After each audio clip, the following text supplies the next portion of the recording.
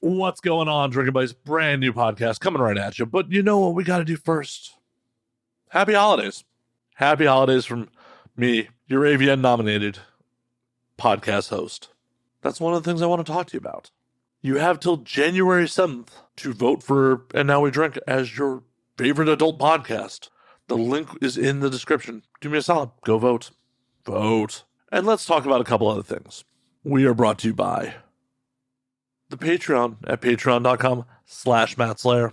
The Patreon is home to the exclusive video content, ad-free audio, the whole video catalog. And it just supports the show. You can support this podcast for as little as $3 a month, less than the cost of a beer. So have one less beer a month. I know that it sounds painful. And support the show at patreon.com/MattSlayer. Also, because I'm a horrible capitalist at times, did you know I have a merch store? At ANWD.net/merch, you can find exclusive And Now We Drink merch, art prints of my photography, all sorts of stuff. Once again, it helps support me, support the show, all that fun stuff. And that is at ANWD.net/merch. My guest this week is adult performer Lumi Ray. Lumi and I talked about comedy, consumption of content, how she wants to be authentic in her scenes, travel. It went all over the place, if you couldn't tell from the 2.5-hour runtime of this episode. So sit back, relax, pop a cold one, and enjoy, Drinking Buddies. When aliens come to take over, they look at us like we're out of our minds now. We're gonna galactic makeover, and now we're thinking that they just might be right. I cannot wait for this whole world to end. I'm gonna break out the bottle with my friends. I think they'll tell the best stories when we're gone. And now we drink. Liked about it. I was not a huge fan of. Do I? No, you don't have to. Okay. Clap. I'm just thinking audio and cameras. We actually are recording now. Okay, there we go.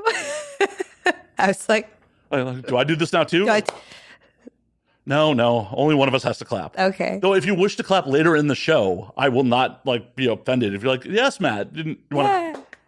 I'm not saying you have to. That would be really weird. Yeah. That's right. Oh, sorry. like, It's can time you for my please- applause break. You please. You're Maybe like, I'll clap for you by the end of this. you're like, I don't have a praise kink, I have a clap kink, and I need get on it. Yeah, not snaps. I'm not beatnik. Right. This is a slam poetry, And welcome to And Now We Slam Poetry. and now we slam poetry. Oh God, that's so much. I'm not going to drink it all. Don't worry. I'd be really impressed if you did. Well, Also, Old Tub. Thankfully, I'm not I feel here like to this impress- sounds like a porn title. It is. Old Tub. It is. No. I was like, it could be, right? Could be. Well, if you get ambitious later, you could go make your own Old Tub. Okay. Hopefully they won't sue me. different type of product. They can't sue you. Really? You could do that? You could steal titles if it's not the same? Yeah, product? trademarks only apply to the type of That makes trade. sense. So, Okay. I can still legally be Matt Slayer because I'm not a musician or a band. Because otherwise, that band would definitely sue me. Right. They're a little litigious for a bunch of old metalheads. Oh, I believe it. And they have a very important brand to protect. Mm-hmm. And I'm trying not to infringe on it. Right. Fair. So welcome to your third podcast of the day. Second, the other one was an interview. Oh, okay. But I mean, yeah. I'm still getting your sloppy seconds of podcasting here. I mean, you're getting the best part because I'm drinking mezcal on this one. I'm already loosened up. Mm-hmm. The first one was just a warm up. You get the real deal now. Now, yeah, exactly. I'm already used to talking. I'm not feeling super socially awkward right now. Give it time. Give it a little more time. We'll make it awkward. Try. All right. If you want me to try, let me hold on. Let me Yeah. Mm-hmm. put the hat on backwards. I got to really be in the zone for making. Nah, I'm not going to run with this bit any further. Okay. Maybe I will. I don't know. Commit. Whoa. You obviously don't listen to the show. I have commitment issues. No. Commit to the bit. Oh, no. I can't commit to anything. Shit. Oh, okay. Well, fine. Cheers to that. Cheers. Thank you for doing the show. Of course. Well, I heard there was alcohol involved. I was like, Absolutely. This dude's going to bring me on to like talk about stuff that isn't just porn and Yeah. going to provide me with alcohol. Yeah. It's even better than Santino's thing because it's not just whiskey. When you asked me what my preference was, I was like, man.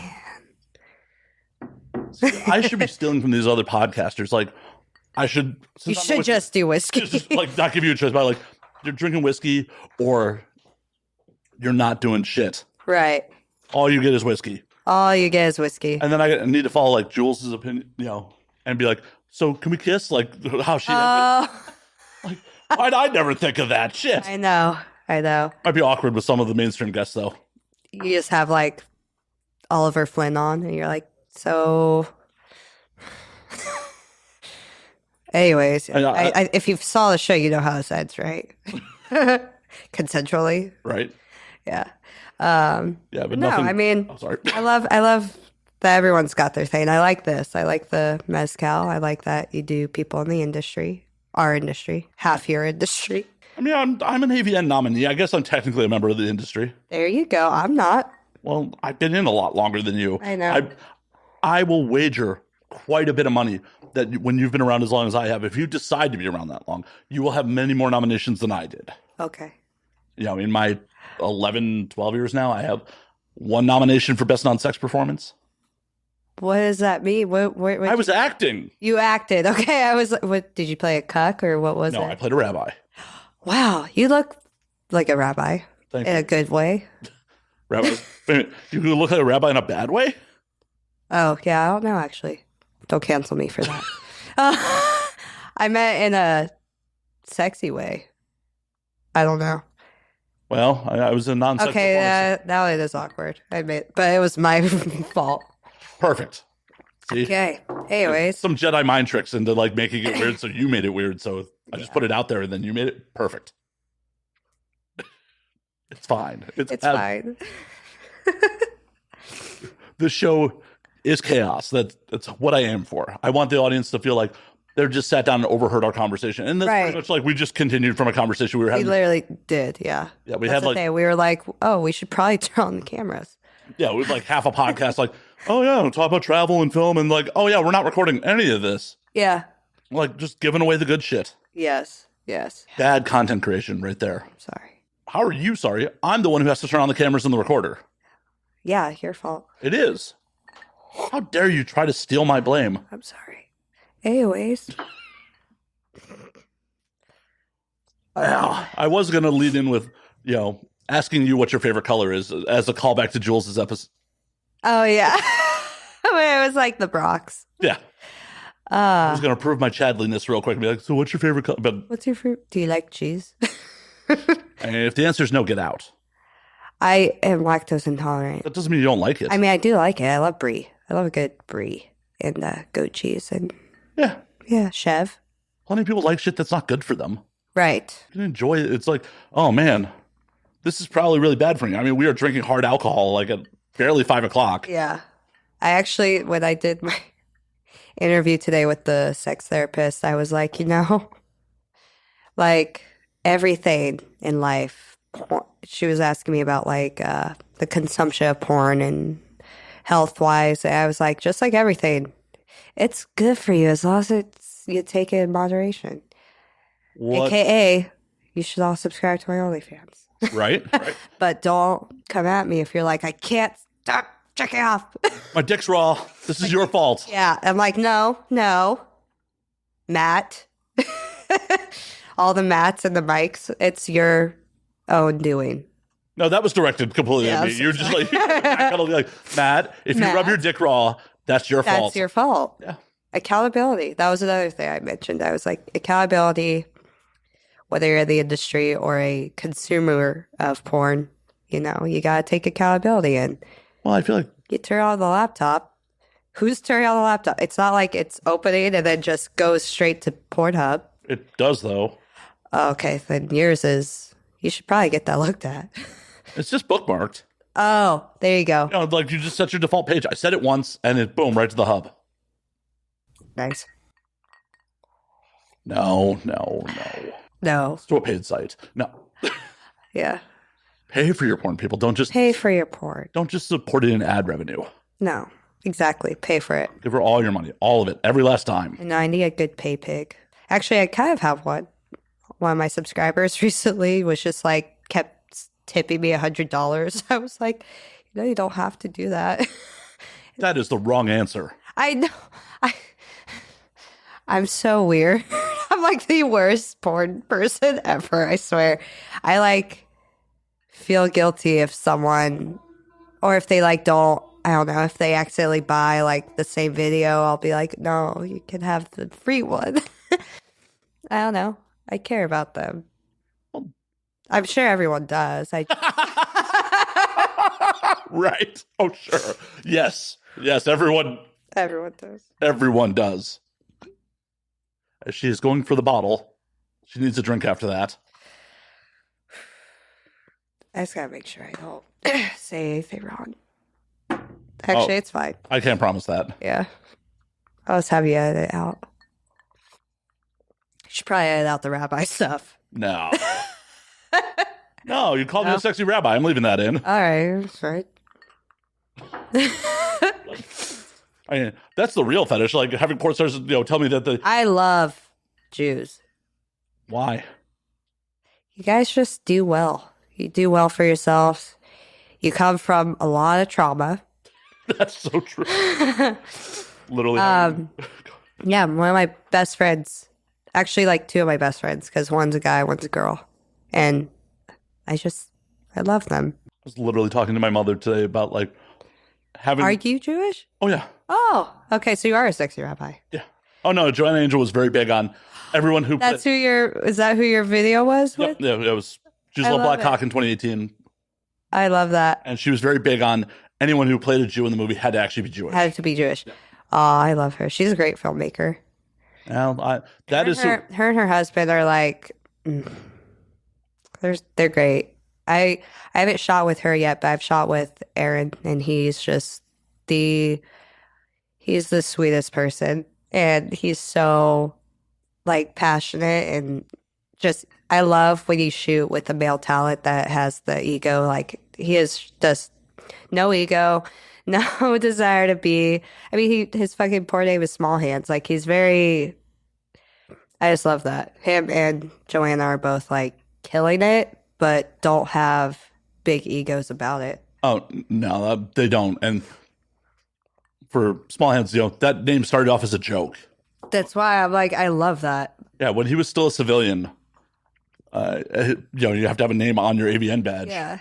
So he's just like Small Hands, and that was the name. He's just like fuck it. Yeah.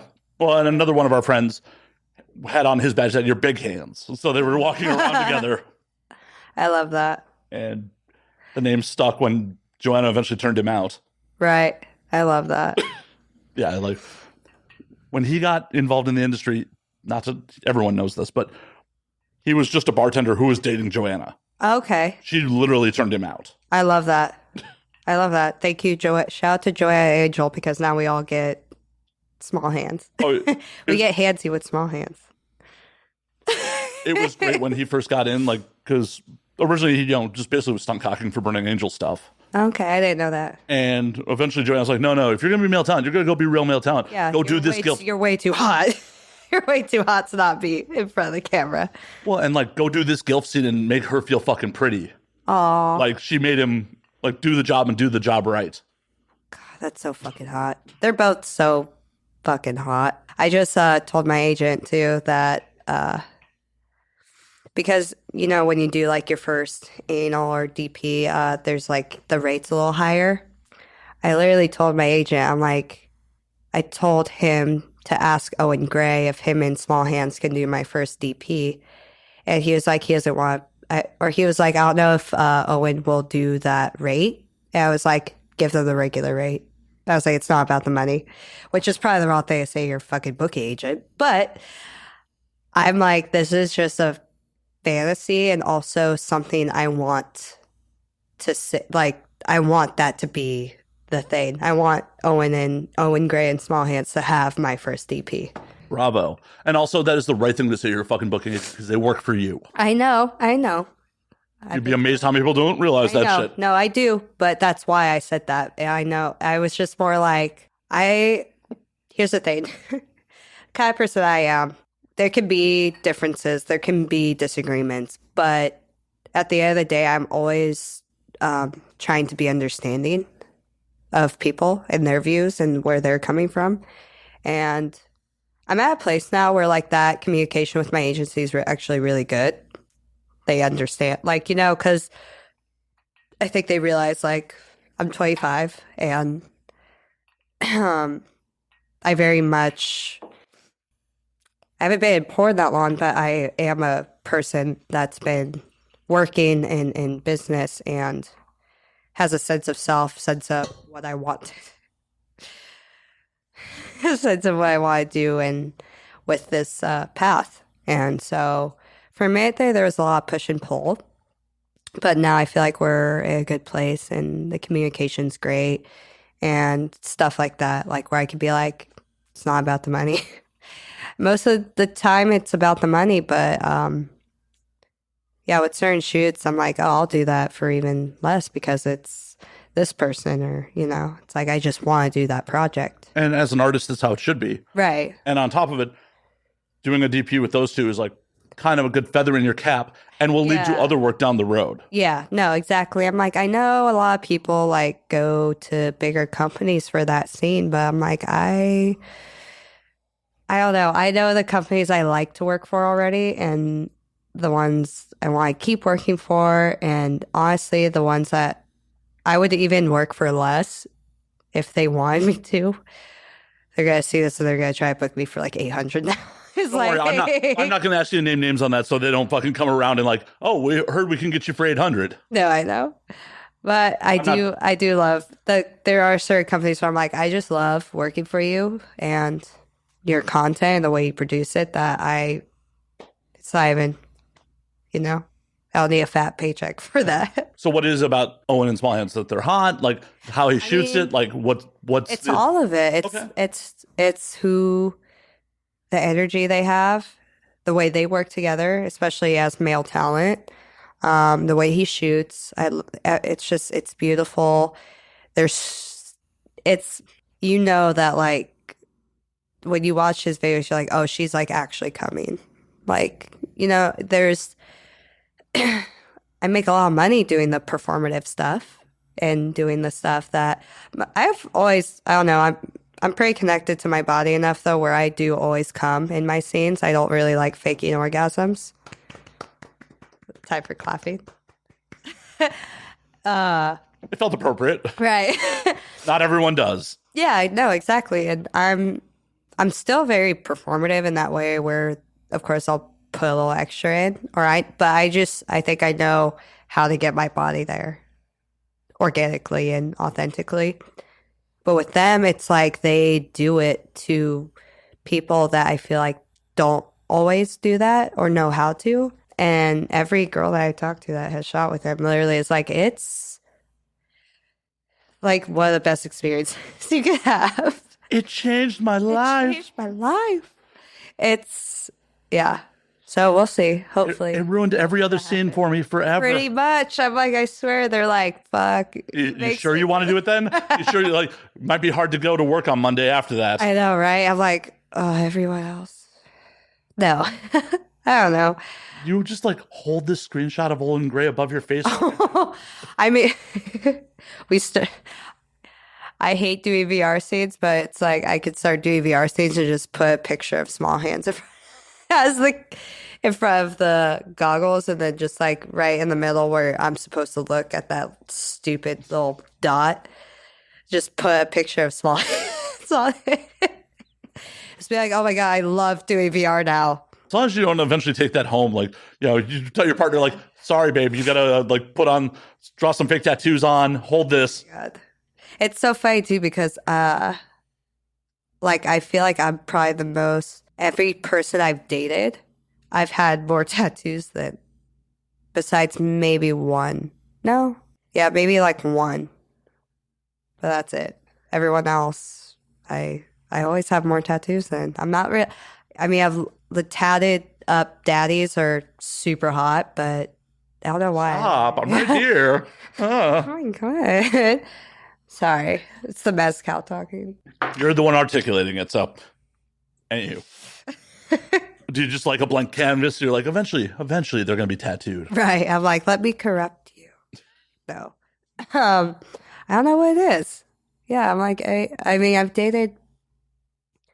Yeah, I don't know. I'm like, somebody even asked me today, what my type is. I was like, when it comes to guys, oh, that sound cheesy, but I'm like, it's about what's on the inside. I need someone who. And are you like spreading them open and looking, or Yes, yeah, it's about because I rim a lot, so like no polyps? We're good. yeah. But no, I need a funny guy. I need someone who, which I bet so many guys that I've dated are gonna be like, cool. So I'm just a 3. No, I'm definitely sexually attracted to all of you.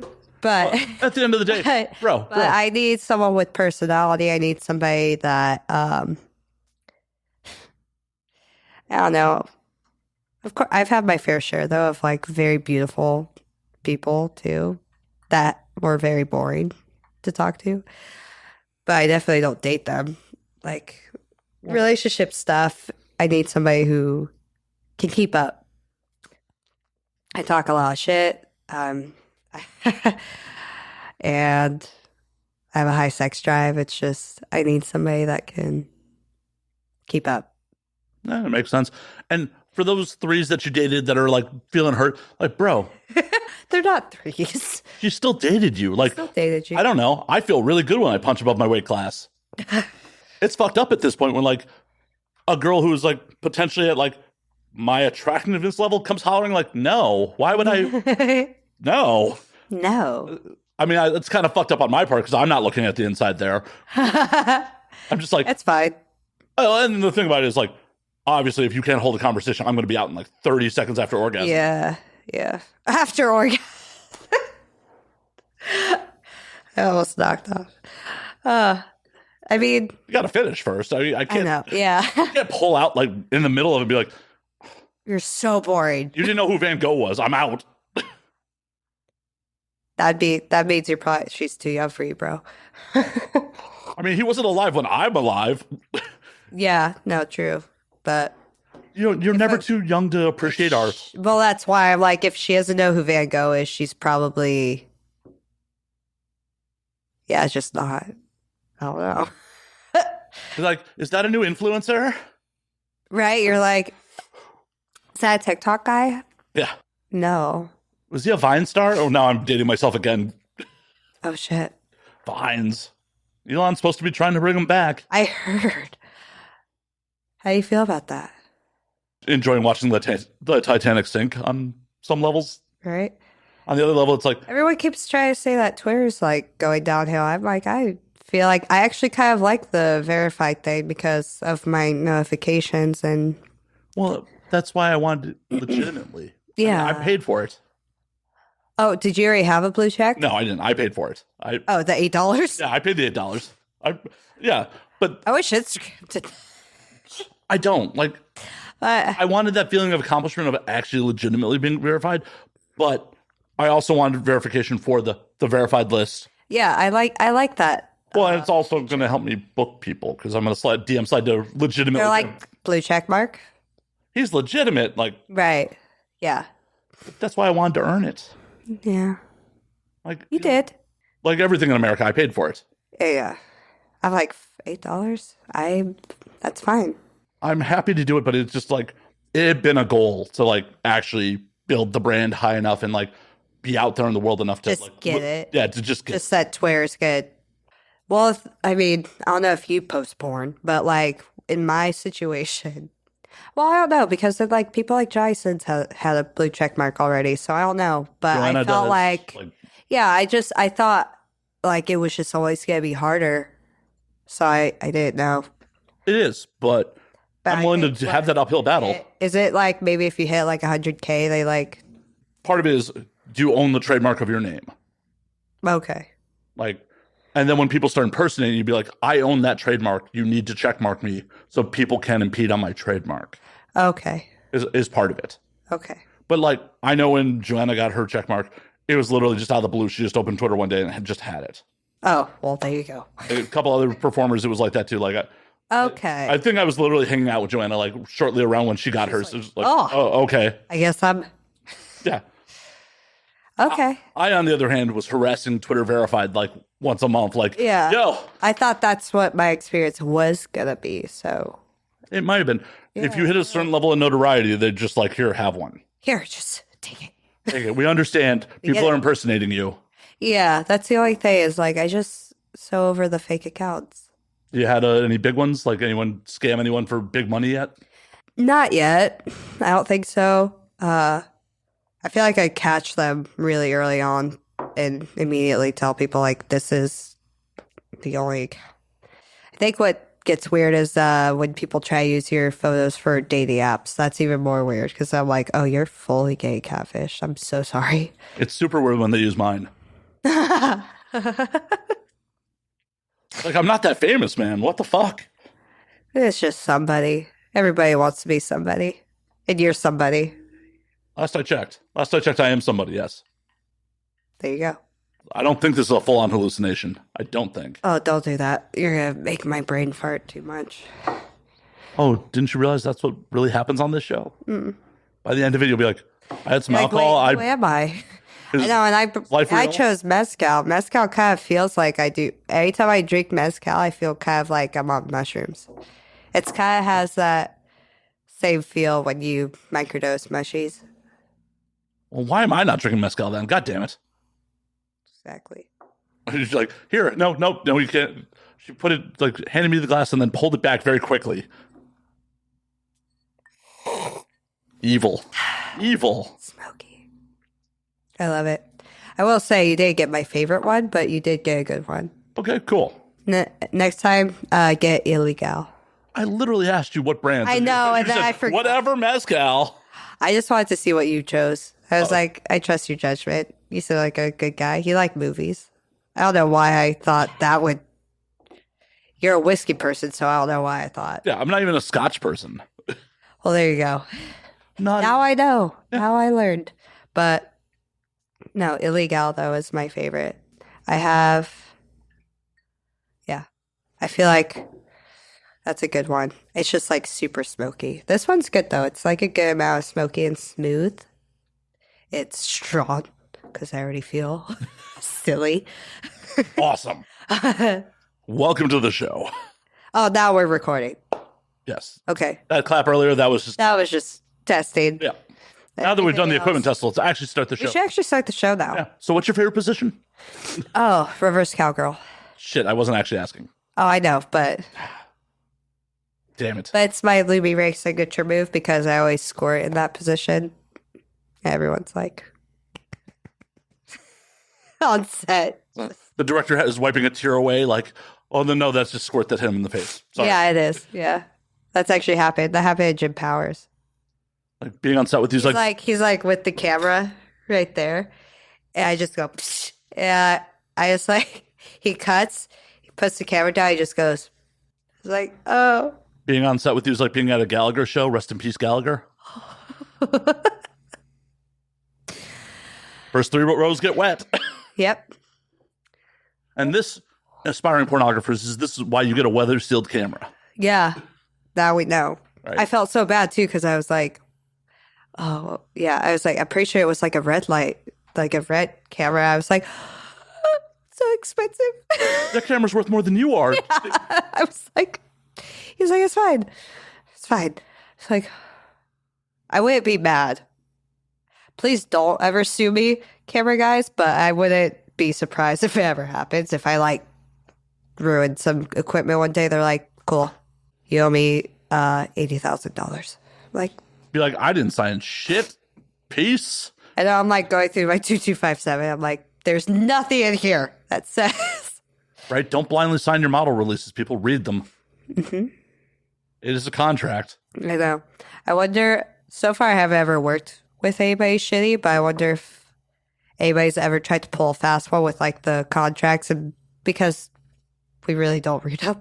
But if there ever is a case where like the contract, have you seen that South Park episode where Kyle because it's the same thing with like the iPhone where they're like, okay, the update, just click agree, and Kyle agrees to be a part of the Human Centipede project by clicking and not reading. They're like, why would you read that? It's like, are you fucking kidding me?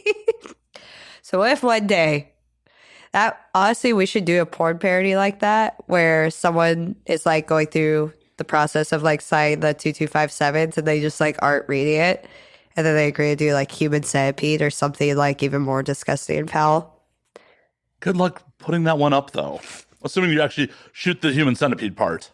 Mini vids, maybe? Maybe. Yeah, I don't know. You know, I have to find a site that pays you in crypto for that one. Yeah. I hear many vids doesn't mind the feces thing. I don't know. Honestly, I don't know. Because the billing stuff's always constantly changing because if you're going through the credit card companies, they're just like, that's obscene. We can't allow that. Yeah. I don't know. We'll see. Yeah. I mean, if you really are really determined. I'm not. That would be fun. I was just trying to help you Thank live you. your artistic dreams. Thank you. I have so many fun ideas for pornos, but Well, why aren't you doing them? because I don't have money. I've pitched some ideas to people. Porn, it doesn't cost a lot of money. But like I don't want to pay people and cast them. Maybe once I make that kind of money, I can. I just thought about Imagine like, Monty's Python and the Holy Grail. Nice. Hell yeah. That'd be fun. But here's the thing. Look at like paying people to work on your set and work on your things, like paying for ingredients in the restaurant.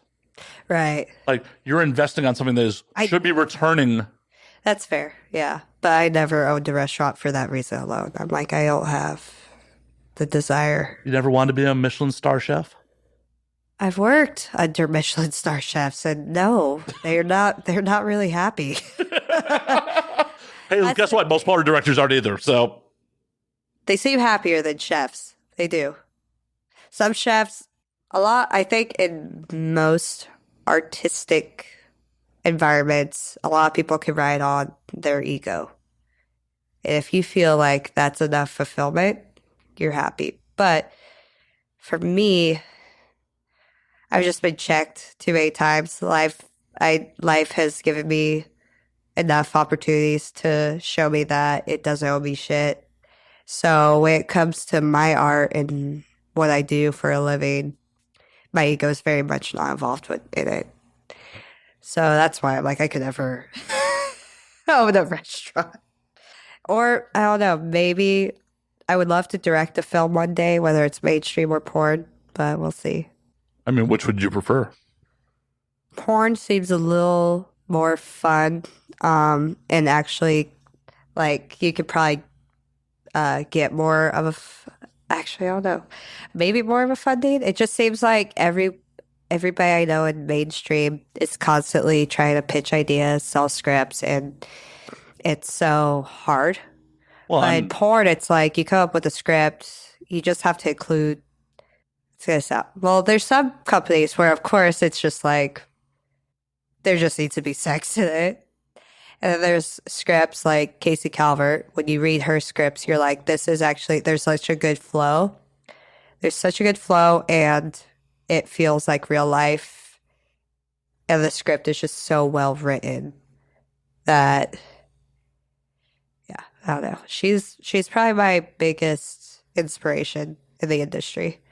As not even just like a porn person, but as a filmmaker. I've just seen her, I've only known her, for a few months, but working with her and hearing, how she went from female performer to like writing scripts and being a contracted director for Erica Lust. I'm like that. And I think she's even starting to do like her own little like film making stuff for, I don't know if it's mainstream, but I think I have more on that side. So she's like very much who I feel most connected to and inspired by in the industry. That's awesome because, there's a limited time in front of the camera unless you're like the 1% of the 1%. there's a shelf life on this shit. Yeah, no, So- for sure. And that's why I'm like, it's very fun, but I don't see, I get bored really easily. And if something feels too easy, I start looking for other projects or other things to do. That's why I did a lot of times with cooking. There's been times where I worked at there's been times where I've even worked at 3 restaurants at once because I just wanted to learn and it was very stimulating. It was fun. It's a lot on the body, but it was fulfilling for me. So were you a gifted child? Were you like one of these kids where like the teachers are like, she's not performing well because she's not stimulated by this shit? Maybe because I did have to get homeschooled a few times. A few times. Like I would try to go to school, and then my mom was like, "You just do better doing it by yourself." I felt very bored and could not pay attention in classes. I didn't think I was like smarter. I just thought like, I don't know. I think I have it sounds weird to say, but the old soul kind of thing. But it's from a very young age, I kind of felt like bored in that way where I was like, I already did this. And I don't know if it is because of being an old soul or if I just was just who I am, how I was raised. But from a very young age, I felt like it was hard for me to connect with people my age and be a kid, be in a classroom. I felt very much like, oh, I already did this. Oh, this doesn't feel fun. Not stimulating. This isn't stimulating. This isn't enough. So, yeah, I would say gifted, but just kind of like over it. Well, not necessarily gifted in like performance, but like I definitely got as a kid, like I actually graduated high school in like the fucking alternative school. I spent most of my high school career like in the special ed program. And it's not because I'm an idiot. Right. But most people I've met that are in the entertainment business, whether it's porn, art, comedy, they all had like trouble in school.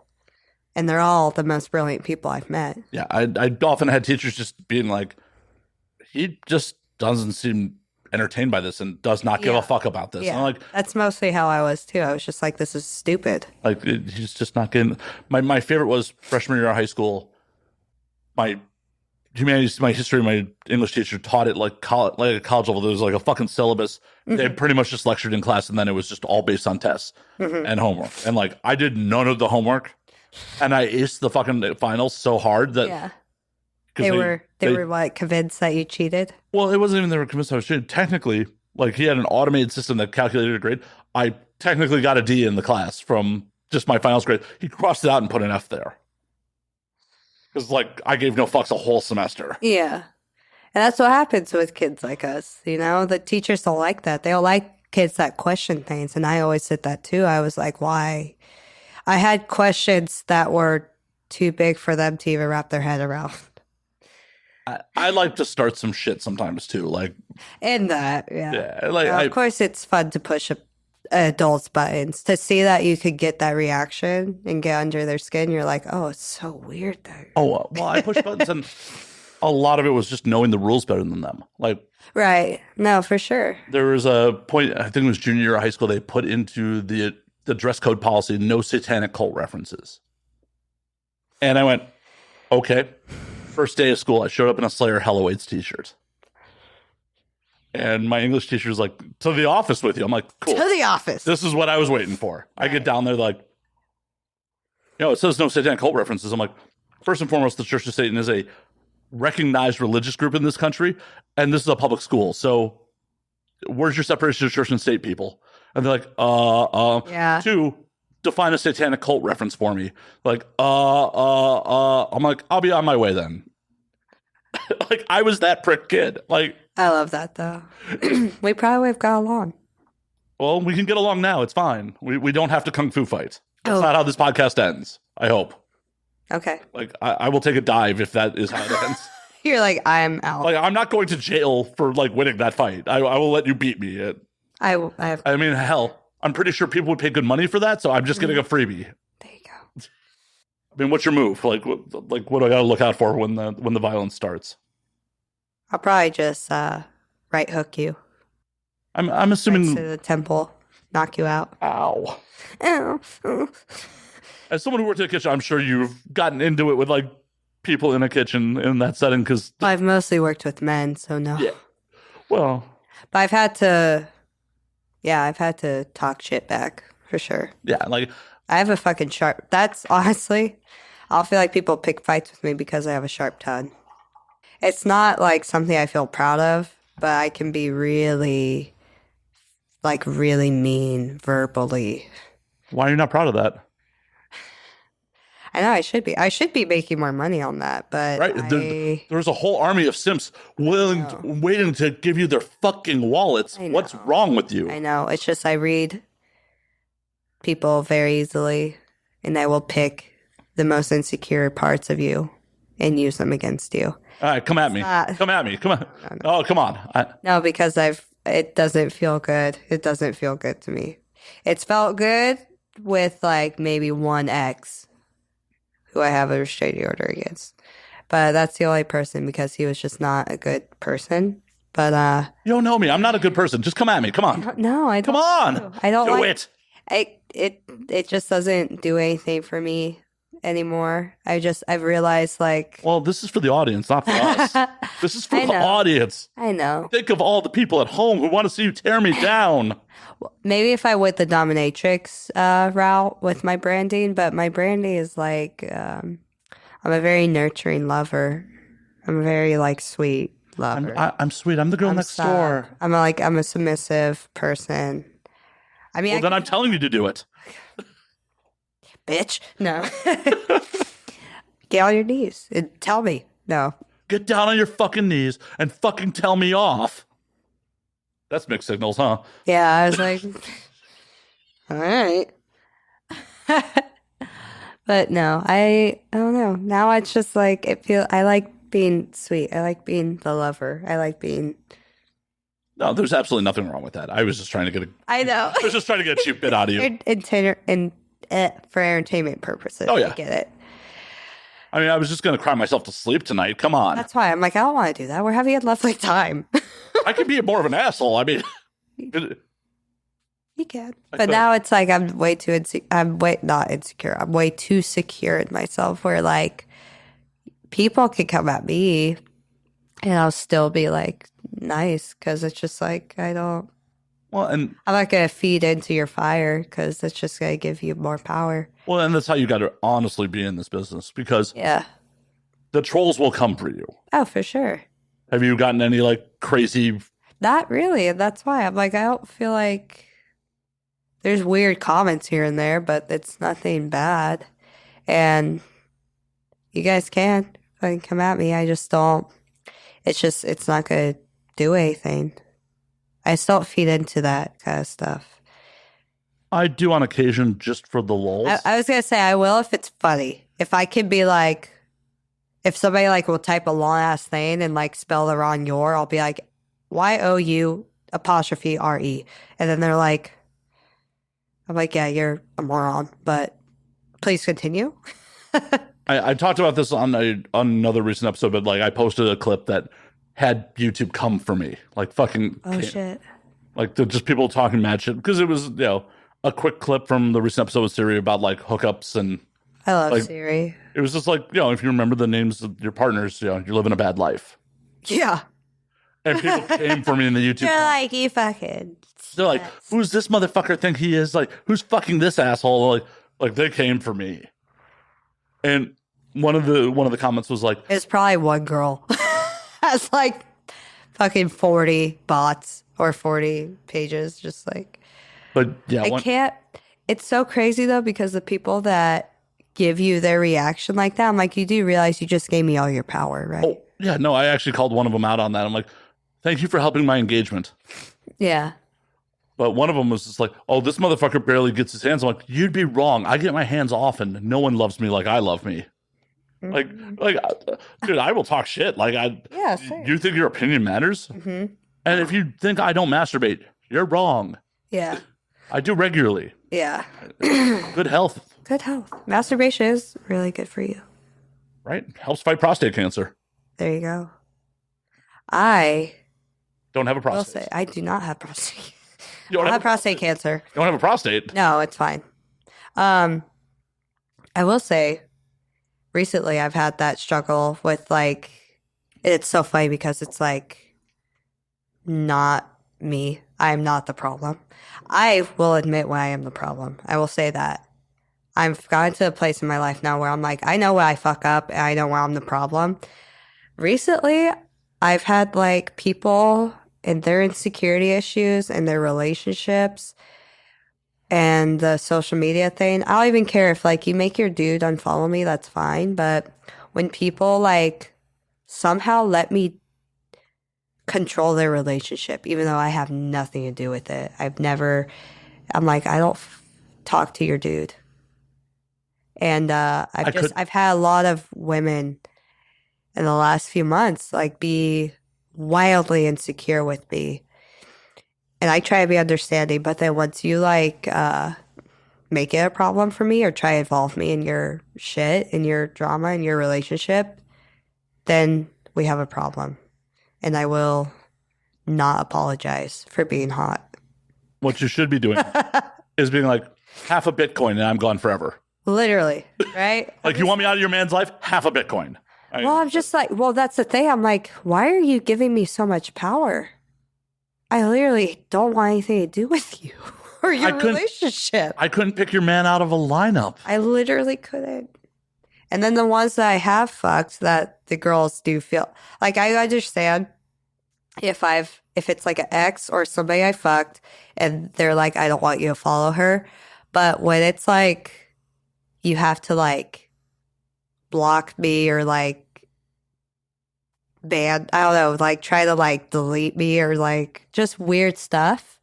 I'm like, why am I dictating your own relationship this badly though? Well, and that should be a red flag. That should be a red flag to a dude to just be out. Like the minute like my partner's being like, block her. Yeah, you can't talk to this person. Like, yeah, because I'm like, I've never been in a relationship where I've felt, here's the thing, and probably why people feel insecure with me. I'm like, I've never felt threatened by another woman in that way. If I'm seeing somebody and they talk to their ex every once in a while, or like, I don't know, in my mind, I'm just like, that is somebody you had time with, you had a connection with. I don't think it's a bad thing to check in with that person. And it is. I'm like, I just don't feel threatened by it. Nor should you, because at the end of the day, if they're going to cheat on you with their ex, they're going to do it. They're going to do it. That's literally why I told someone recently. You're going to push them towards it. Yeah. Well, that's why anytime I start seeing a guy, I'm like, if you're going to do it, you're going to do it. And I'm going to find out like somehow, whether it's your own guilty consciousness or just my intuition. Have you been cheated on before? Not that I know of. Then how you know you're going to find out? How do you know? Well, no. So my intuition I haven't been cheated on, but I found out I've been a mistress like 3 times. Yeah, but that's a different story. You didn't. No, but it was like my own intuition and then like doing research, which is just looking at comments. And it happened with this one guy, actually 2 guys. One of them was a comedian. Actually 2 of them. One of them is now married. The other one is still with the girl. The guy who got married, is he married to someone completely different? No, he's married to the girl he cheated on. And same with the other guy, he's still dating the girl that he cheated on. I'm like, good for you. And they weren't upfront about it that you were the other woman? Nope. See, that's low down. Like, if you're going to cheat, don't lie to both parties. Don't lie at both parties. Yeah, I'm like, at least tell me. No. Right, like tell the mistress, like, you're the other woman. Because like that just causes too much drama. Like, why would you as a dude invite that much drama into your life? Like, well, that's the thing. I'm like, my issue with it was always like, at least let me choose to be a shitty person. Don't I would let me fall into it. pump the brakes there. I don't think you're a shitty person for being the other woman. You made no commitments to anyone involved in that situation. Yeah. If you're going into it willing to be like, yo, this person wants to spend yeah. Like, you are not a shitty person. They are the shitty person. Yeah. They're the one violating someone else's trust. Yeah. Now, on the flip side of that, I don't think you necessarily should trust that person very much, because if they're willing to do that to their partner. Oh yeah, no. Then I'm like, why would I date you? No. So immediately each time I found out, I'm like, I have like a wall up, and then I'm just like, I've either like ended dates, cut that person out of my life, or just be like, yeah, go be in your very healthy relationship. And then the other guy, this one actually hurt because I was like, I really didn't see that coming. Yeah, I was with this dude, and he did not tell me about, he was like going on a trip to Guatemala and like was meeting up with this girl, and they're still dating. But that, again, too, the other thing too is like, if you're gonna date someone else or lie to me, I don't know. I'm never hurt by the thought of the person I'm with be with someone else. The thing that hurts is the lie. Well, yeah, the violation of trust. If you don't have trust in a relationship, you have fucking nothing. Exactly. So And that's why, like, that was the only time I was like, that hurt, and that really sucked. And again, I like figured it out literally from like going through his comments. In that situation, you technically were cheated on because you thought you were. Yeah, that was the only time I was kind of cheated on. And I wasn't. No, like, not kind of. You were. You thought you were in a relationship with, like. Yeah. You don't need a pad I was blow supposed there. to. We were supposed to go to a wedding together, and then he is like, "Yeah, by the way," I was like, "Oh, yeah, I know." Hey, it's okay as long as it wasn't your wedding. Fuck no. Are you anti-marriage? I get it. I get why people get married. Why do you think people get married? Taxes. That's the right reason. Right? Another round of applause. Taxes. Yeah, that's literally the only reason I would. Or if they have better health insurance than me. Yeah, that's literally like why my parents got married. Really? Yeah, they got married when I was, before I was born, but they were 21 and 22. And then when I was born, my mom was, 22. And she said that. She's like, I literally got married because your dad had better health insurance. That's right, dudes. Get that insurance plan going. Insurance. Be funny, have insurance, land a 10. Yeah. Good credit score. Whoa. That's a little too far in L.A. Good credit score. Oof. I'm not dating anybody with bad credit because I have bad credit. You hypocrite. Exactly. Well, I'm like, we need a balance. You can rebuild it together. You can build that house of credit together. That'd be so much. Babe, we're in this together. We're rebuilding our credit. Who was it? I think it was Bert Kreischer who talked about that with meeting his wife. He was like, yeah, I didn't know when you got married, you're also marrying that person's credit. And he's like, my wife had such horrible credit when we got married. See, I'm like, it would work out better if they had better credit than I do. Yeah, I'm definitely waiting at least 5 years till I get married. Oh yeah, I gotta build up that credit. Well, I gotta get the bankruptcy off my fucking record. There you go. Yeah, I'm like, once you get that, then yeah, get married. Yeah, maybe I'll feel a little bit. I bankruptcy down to like 50 grand. I'm just like, pandemic happened. Yep, deuces on that 50 grand in debt. Damn. I mean, I think it was a great choice. Like, $1,200 to get rid of 50 grand. Done. There you go. And my credit's better than it was because I'm not holding all that debt. There you go. Yeah. Thank you, audience, for learning too much about my credit history. We're just both going to overshare right now about relationships and credit history. Our relationship history and credit history. And they're one and the same almost. Yeah, I've definitely felt way more traumatized by credit cards than dudes. Are you kidding me? That's the thing. I'm like, anytime I've actually been hurt by a guy, it's not been as bad as like, I don't know, anything else I've done. How'd you fuck up your credit? Fucking got a United credit card. And traveled a lot with it. Where'd you go? Australia. Where? Queensland, All right. Gold Coast, Nice. bougie. It's called the Gold Coast. I wonder why. Yeah.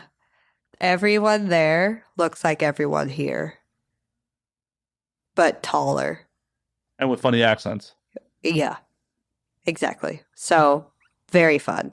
But also, yeah, all the girls have like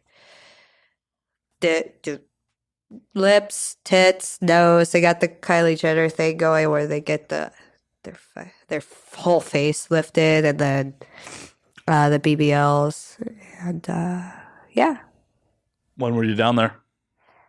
2019. Literally on my way back was the first announcement of Outbreak.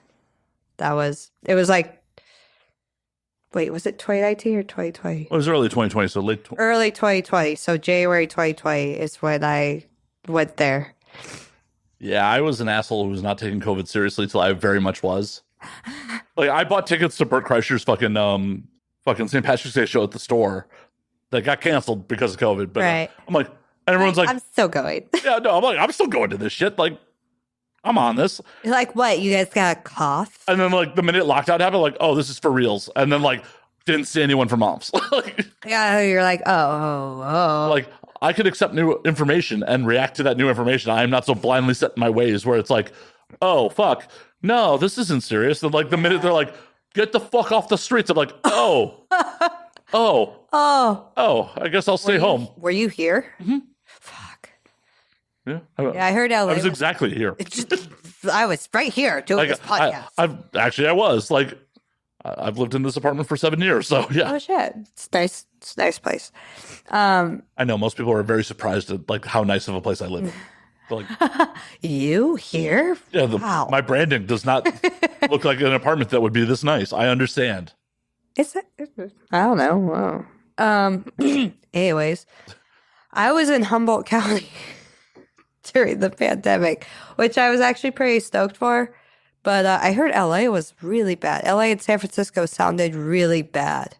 I mean, it was really fucking bad. And also, as bad as it was, the amount of assholes just not taking shit seriously. Yeah. Like, I'd go to the grocery store and it's just like, are you still not wearing a fucking mask? Are you not wearing your fucking mask right? Like, and this is way before vaccines. This is, yeah. Yeah. Well, fuck people. People were still throwing like hundreds of people deep house parties in the hills. And it's one of those things where the government kind of fucked us being like, oh, it's only going to affect the old and the enfeeble. And everyone in their mind is young and healthy, no matter who they are. I mean, I feel like no matter what, because honestly, I mean, when I think about it too, just even with porn stars, like when you're in your 20s, you really just think like you're invincible. Oh, yeah. Oh, yeah. Oh, yeah. Oh, hell, as someone who's in their early 40s now, there's some days where I don't seem to recognize that I'm in my early 40s. Fair. And then, You look good. aw, flattery will get you everywhere. Yeah, I know. That's why I'm in porn. Fine, I'm just gonna get naked for you. Fine. Fine. Anyways, derailing from my. Riding my pony. Are you gonna do a Magic Mike number for me? I gotta go get the special underwear for that. Go. Look who's not submissive all of a sudden. Yeah, no. Anyways, I was getting on my point. Yeah. Of before it derailed the idea of my audience thinking of me doing a Magic Mike number. I mean, I've definitely been topless on the show multiple times, but it's happened. It happens. I don't have to censor my nipples. I only have to censor yours. That's just Should we get topless? I mean, we can. Let's do it a little later in the show so I have less post work. Yeah, there you go. I'm A-okay for it. I just don't want to, like, we're only an hour in and there's probably about another hour of the show. I really just don't want to have to. You do 2 hours? Yeah. Wow, that's so fun. Okay, Rogan. I can go longer. Like, you think I was going to say, his shit's starting to get to like 3, and I'm like, buddy, Yeah. how long can I listen to this? Well, and that's the thing. Like, 2+ hour shows cut nothing but shorts at this point. I don't even cut, like. Actually, speaking of Rogan, I met Jamie. Oh, nice. Yeah, he's super sweet, super fun guy. We hung out in Austin. Oh, very cool. Mm-hmm. What were you doing down there? I was there for a wedding, and me and Jamie were just like Instagram friends already. So he was like, I was like, I'm in Austin. He's like, let's get a drink. He's super cool. Way cooler than Joe Rogan. I honestly don't know Joe. I don't know Joe either. Sorry. I know Red Band. I just hear Joe doesn't want to have people from the industry on his podcast. I don't know if that's just a rumor. I mean, that's not accurate. That might be a rumor. He definitely, a couple of years back, had a dominatrix on. Okay. It might be at this point that he doesn't want to, just because. Which is fine. If he wants to stick to the scientists and flat earthers, that's totally fine. Well, it might be one of those things like, who knows what's in the Spotify deal? Like, there may be. Yeah. No, exactly. I'm like, it's fine. But I was like, oh, I heard that. I was like. Do you really want to be on Rogan anyways? I actually think I could handle, being on Rogan. He's exactly like my father. My father has a podcast. And it's very much like Joe's. And they're both just short, stocky, fucking really smart, really funny assholes. So I'm like, I think I could handle Joe Rogan. So much is explained about. I don't think I winked right at the kid. So much is being explained about your taste in men right now. Like, so much is being explained. Like, I think I just got an exclusive from all the other podcasts. Yeah, honestly, you probably did. Awesome. There you go. Figured out the daddy issues right here, hour one. We haven't even gotten topless yet. I know. Joe, look at me. No. It's okay. I'm not going to say no. I'm just going to hope that you do it later in the show so I have to censor less. Okay, fine. Your tits even in frame? Not really. No, I'm too short. That's on me for bad camera work. No, I'm just really short. It's okay. Like everyone else in this fucking biz. Siri's not. Siri's like the exception. Okay. When I first started hanging out in porn, I realized I'm like, holy fuck, they shoot this shit like Mighty Morphin Power Rangers. Have you had Rocky on yet? A couple times. Nice. Rocky was supposed to like have my abortion at one point. What? Things happen during a show. Yeah, that's fine.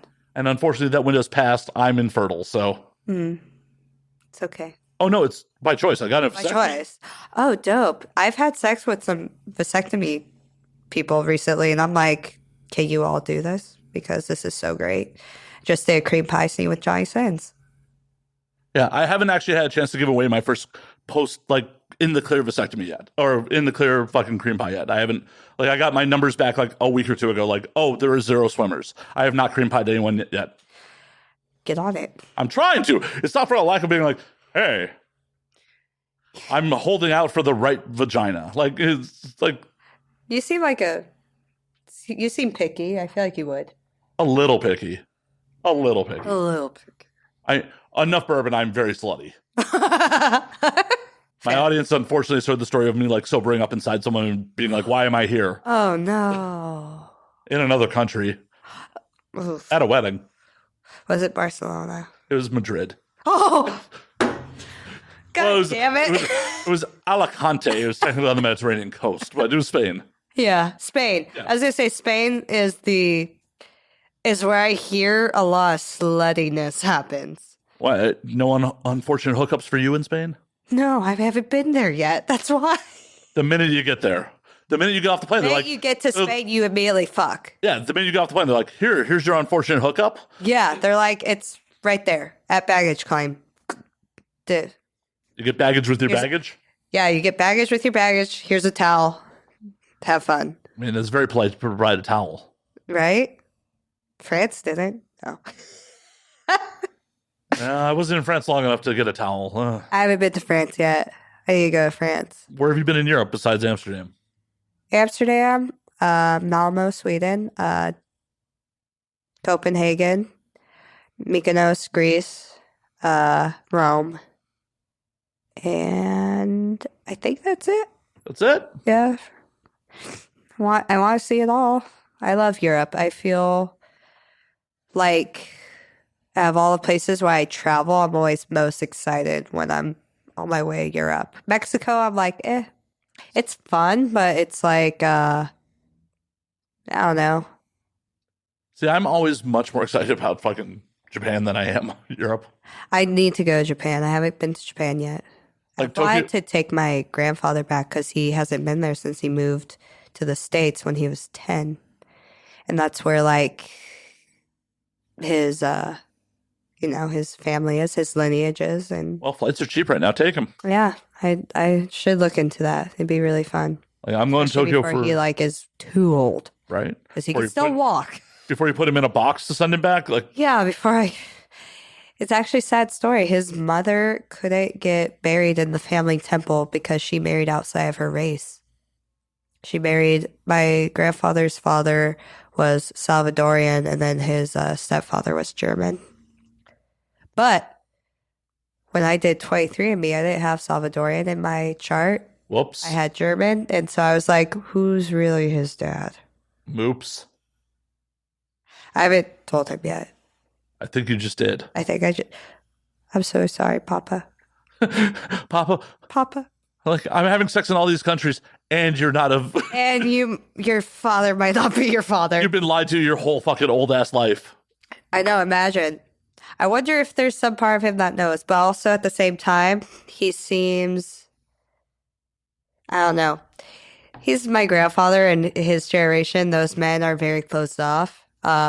He hasn't really talked too much about his father, either stepfather or his father, but he seemed they both served in the war, but he seems more proud. Who he thinks his dad is, he seems more proud if that is his father. So we'll see.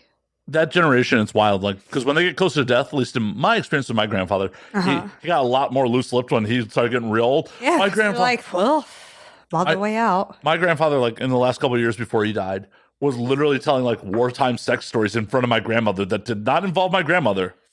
He's like, yeah, I've been to Hollywood once. Like when he realized I was living in Hollywood, he's like, I've been to Hollywood once. They took us on a USO dance. They brought out some stars for us. And he's like, yeah, there's one of them. Like, she didn't want to, no tiki, no washi. She wouldn't, do it unless I was going to marry her. So I told her I was going to marry her. And then, right beforehand, I'm like, I'm shipping out the next day. And then I actually got my orders and I did ship out. Like, Grandma's right there. She's right there. That generation got down. They just didn't talk about it. Like, Exactly. And now we have podcasts and we're here to tell their stories. oh, yeah. My grandfather, though, he's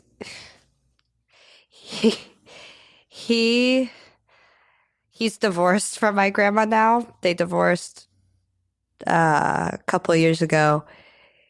Now he don't give a fuck. He's like, yeah, I like black women. I'm like, Good on him. oh, okay.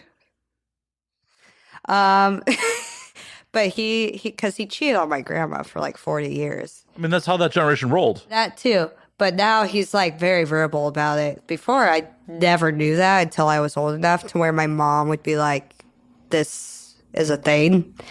And then they got divorced. And now my grandfather's, he's very verbal. And I'm like, well, we don't need to know. Tail end of life, like, why give a fuck at that point? Yeah, he's Like, like, you already did the deed. If you believe in hell, you're already going. So you might as well brag about it. And then my aunt, my family's weird as fuck. This is my aunt. That don't sound too weird to me. No, they're great. My aunt who married into my family, she married my mom's brother. She's like, because we've always wondered, my grandpa's he looks like Cheech. Handsome-ish, I guess, but very confused how they pull, Like, let's just say you look at my grandfather, you're like, how the fuck are you pulling women half your age and so many of them? Social security check. No. My aunt who, like I said, married into my family, she's like, yeah, I accidentally walked in on your papa one time, and I figured it out. I was like, what? She's like, it's big. I was like, he's Japanese. But He's not full-blooded. no, he's not. So, but also I was like, interesting. Yeah, but Also, But as a woman, do you like instantly know? Like, I know big dick energy is a thing, but do you instantly like? He has that, and then I think, and then it's just so fake. It's like, I mean, I don't know. Maybe it is because it's like family. It's the same thing with like even my dad. My dad's like 5'6". He's handsome, but he's such a, I don't know. I'm very, women just like are putty to him when they like, I've had women, the way I see he affects women, I'm like, this guy? And then same with my grandpa, same with my brother. I'm like, my brother has a baby. I'm like, how the fuck did somebody choose to have a kid with you? I was about to say, like, if you didn't know how the baby came about, the homeschooling was bad. Yeah. Porn didn't help. No, porn's helped much more. But Porn should definitely not help on how to make a baby. No. Oh, imagine. That babies do happen. I know. Oh, that's my biggest nightmare. But I think it's just, I don't know if it's just because they're related to me or what, but it's just so funny when you're like, there's no way I've ever seen that person as a sexual object. And then you're like, see women around them and you're like, really? All right. Yeah. It's like, all right. All right. I'm going to drink more mezcal because this isn't making sense. More mezcal will probably not help, but it's okay. Yeah. I love them though. I love men a lot. I'm sorry. And I think, yeah. But it is. I'm like, I come from like a family where like I know like at least they all have good character. I feel proud of that. I feel proud that. Wait. Your grandfather was cheating up a storm. He has good character? He's a personality. He's funny. You're like, he's charming. He's charming. Not necessarily good character, but charming. Same with my father. Same with my brother. Like they're all. I'm like, if anything, I'm like, I get that. Do you think your brother's a cheater too? No, he's Because it like supposedly that is genetic.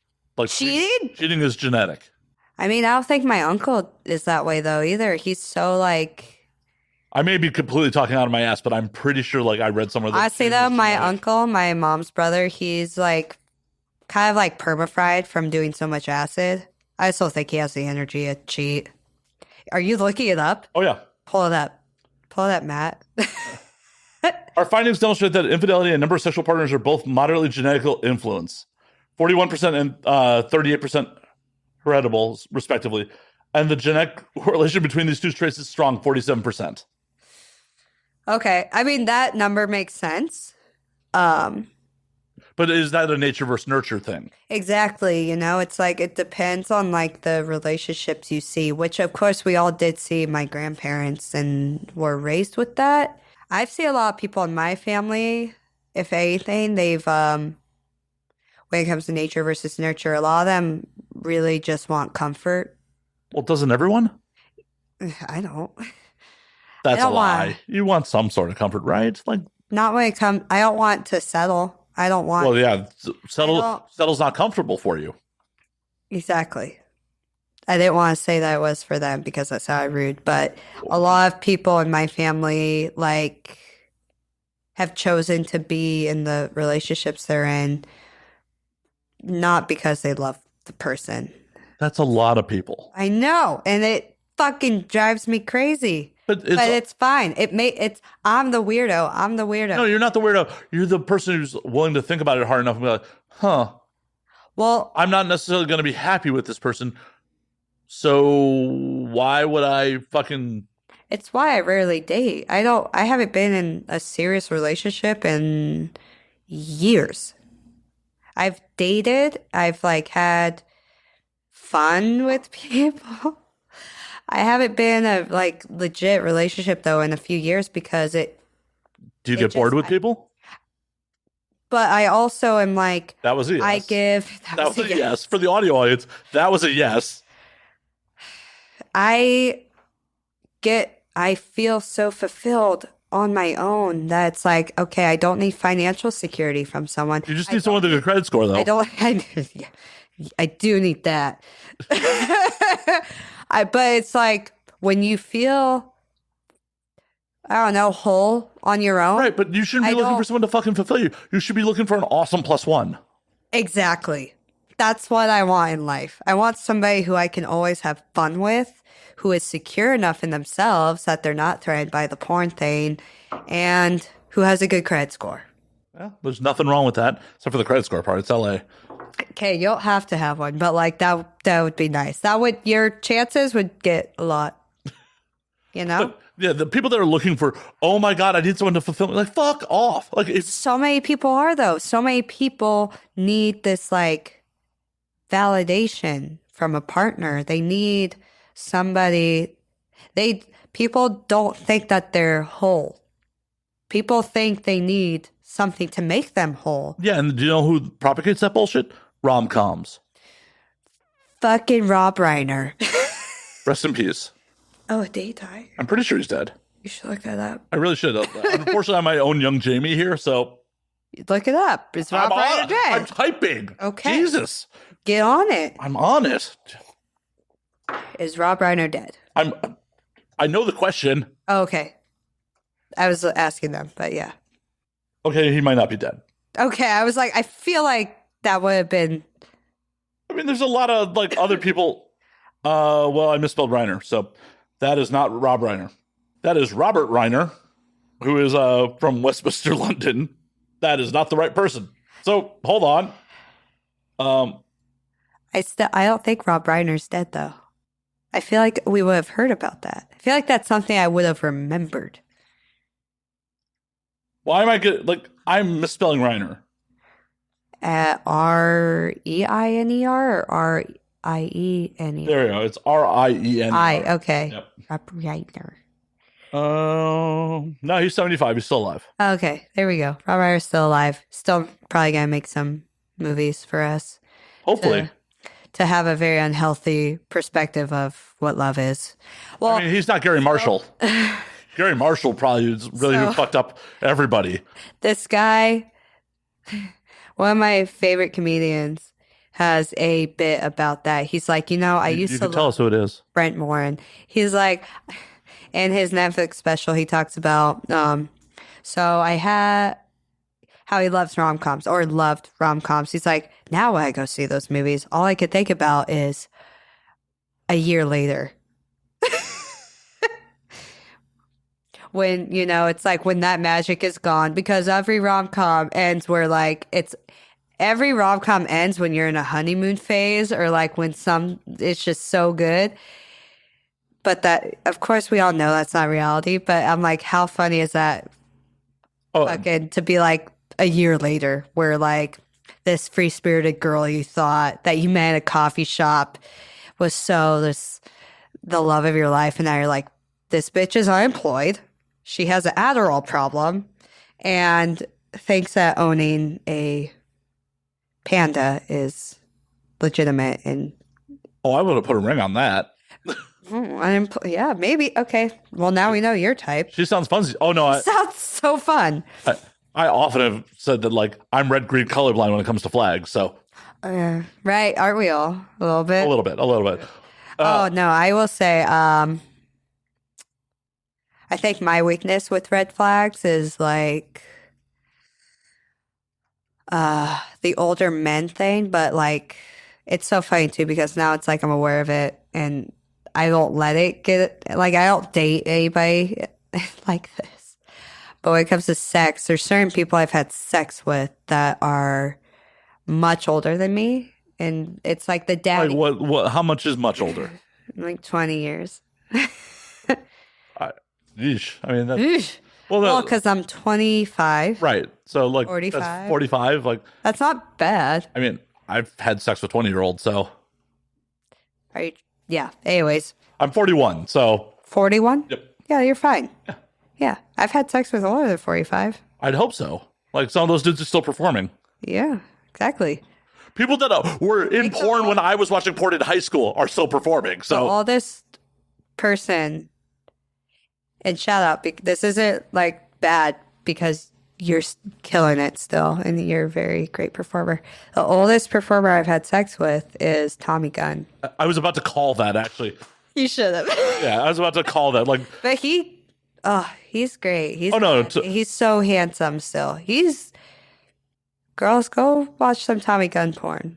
Tommy Gunn is in better shape and probably in his 60s now than I've been at any point in my life. I was going to say, I'm like, Tommy Gunn is in shape than more 20-year-olds I've had sex with. Oh, no. Like, there is not a single He take care of himself. There is not a single point in my life where I've been in Tommy Gunn shape now. Like, there's not a single point in my life. Yeah, I'm like, he's still got a six-pack. Yeah. Oh, he's killing it. You know, he was a Chippendales dancer before he got into porn, right?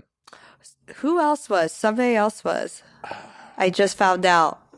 Because I saw the photo. Charles Dara. That makes sense. I think. That makes sense. Do you want to hear an slightly amusing story? Always. Years and years ago, because my audience knows this, but like I got into the business like being a roadie and providing security for girls in the industry. That's like my first gigs in the job. I was curious about that. I was like, how the fuck did this motherfucker end up here? We all gotta know. We all want to know how we all ended up here. But my audience is well aware. But I got booked to work at the male strip club at the Hustler Club in Vegas for Tommy Gunn, Evan Stone, and Mr. Marcus. Like to roadie for them. And that was just a weird night. That was such a weird night.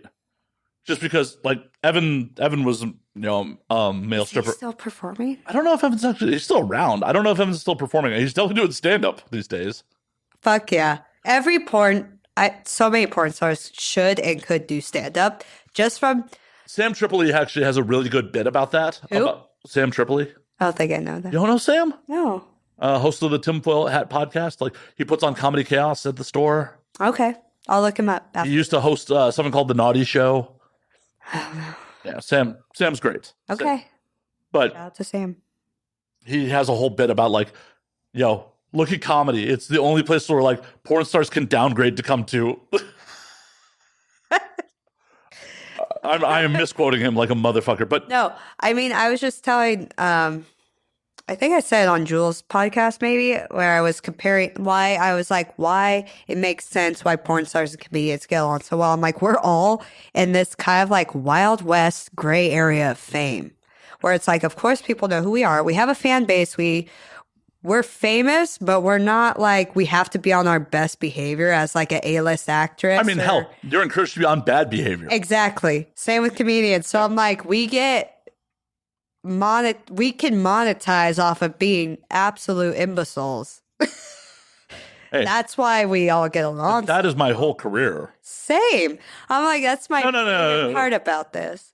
I hate to break to you. People are fapping to you. That is not you just being an imbecile. I'm an imbecile on this stuff. Well, yeah, but this isn't your whole career. I hate to break it to you. People are fapping to you. They are. If you were unaware, people are. I know.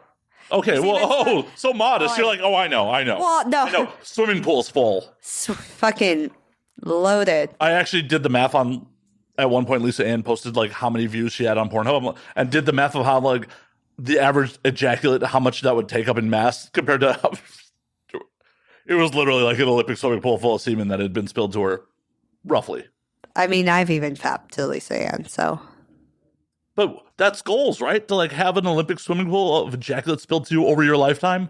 You know what my favorite thing about this is the only people that I've performed with that I used to fap to are girls. Aw, poor Tommy.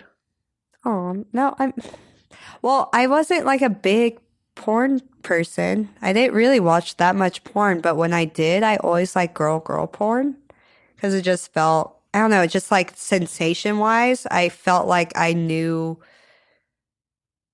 I don't know. You're like, that girl will get me off. The dude probably wouldn't. So, Adria Fox was the first person that I did a content trade with. Where did you let her know? Yeah, I did. I told her. I was like... Before or after? Before. Aw. And she wasn't creeped out, thankfully. And we're actually good friends now. I fucking adore her. Did you get them off camera then? No. Not that good of friends. Not that good of friends. Well, she's... I feel like we both love hooking up with women, but like... not as much as we love dick. Well, that's why you bring both. Oh, yeah. No, I've been trying to do a threesome with her. I want to share a few cocks with I mean, try harder. This shouldn't be that hard. to. Ricky Johnson is on our list. I'm sure there's a few. Has anyone like reached out to Ricky and let him know about this? Yes, I actually saw him last night at the. Then why is this not happening? Why are you here right now? Why are you here? Like, your priorities are all fucked up here. I'm so sorry. No, I told him I was like, for your own good, the show's over. For your own good, go get it. Ricky. I'm just trying to be a good friend. Thank you so much. You're welcome. Cheers to that. Cheers. It's gonna happen. But no, I told her before. I was like rubbing my little legs together. I'm like, you're like the only person I've masturbated to that I was like about to work with, and she was so flattered. She was so not. She didn't. I was like so debating to on sharing that with her, but we had like a few White Claws, and I was like, Law's the law, girl. Yeah, I was like, there's no more laws. Everything's out the window. Adria, I want you now. So who else have you fapped to that you haven't hooked up with yet? Cherie DeVille. I can make that happen for you. Cherie, I saw her last I'll night. text her. Like, I play Dungeons and Dragons with Cherie every week. No, you don't. I do. Do you really? I really do. That's so fucking funny and awesome. I love that. That just made me want to fuck her so much more. That she Cherie and I have been playing D&D for over 2 years now. Like, are you all right? Yeah, I'll text her. I literally Text her a picture right now. Huh? Text her a picture right now of me and just say, you might have met this girl last night, but we'll pose for it. I'm posing. All right. Text her. I am. What if she just? It's so funny. It's You're like, holy fuck! I wasn't expecting him to just make the hookup happen. no, but also it's so funny. It's like I don't feel like I could care less if I don't know if I'm on any male talents no list, but I couldn't care less if I was. I'm way more nervous and like frantic when it comes to female talent and then hooking up with female talent. But male talent, I'm like, I feel like I go to set, even if it's like even bigger names. I'm like, oh, I have the sick. Here to help. But with male talent, it's like, I know I have the power. And then with female talent, it's like, I hope she likes me. Well, when Cherie texts back, I will let you know. Okay. She might be super weirded out. No, she's and then, super cool people. She plays Dungeons and Dragons with us. Come on. That's super cool. That makes me love her so much more. When I saw the Liquid Death commercial she did, I was like, because it's like, the thing is, it's like you watch, which I understand people who probably do this with me. It's like when you only watch someone's porn, you definitely can only see that person as like a sexual object. And then you start seeing their podcast, you start seeing their personality. You're like, I really like this person as a person. It's almost like that's how I feel with Adria. It's almost like I'm so close with her now as a friend that like we just shot recently together. We shot like some Halloween content. She wore the Scream mask. Nice. And fucked me with a strap on. But it gets to a certain point where it's almost like harder to If she did not fuck you with a knife strap on, something was wrong. Like, it should have been like a knife dildo. Like, if she's wearing the Scream mask, like, because Ghostface stabs people. So, like, she should have stabbed you with like a knife. I wouldn't. No. Yes. That would hurt. Well, not shaped like a knife, but like knife colored. Oh, maybe. Oh. Like with a knife hand. Like with like a knife. I'm just saying. I'm envisioning it with like a knife handle, like a gray fucking dildo with like a knife handle. I should have just got the little headband that has the knife. That would Steve Martin style? Yeah. I don't know.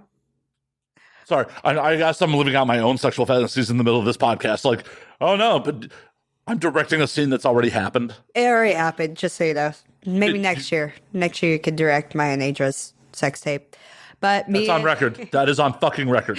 On record. There are multiple cameras. That is on record. Okay. Done. There you Done. go. That is a verbal contract. There you go. I should discuss my rape while we're still on camera. Shit. Contract negotiations are going to fall apart like mid-October next year. So, Is that a prediction?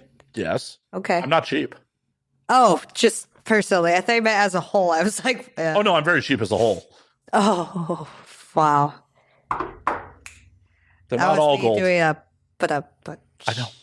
okay. I was like, other people might Thank you. thought somebody was knocking. Thank you for the rim shot.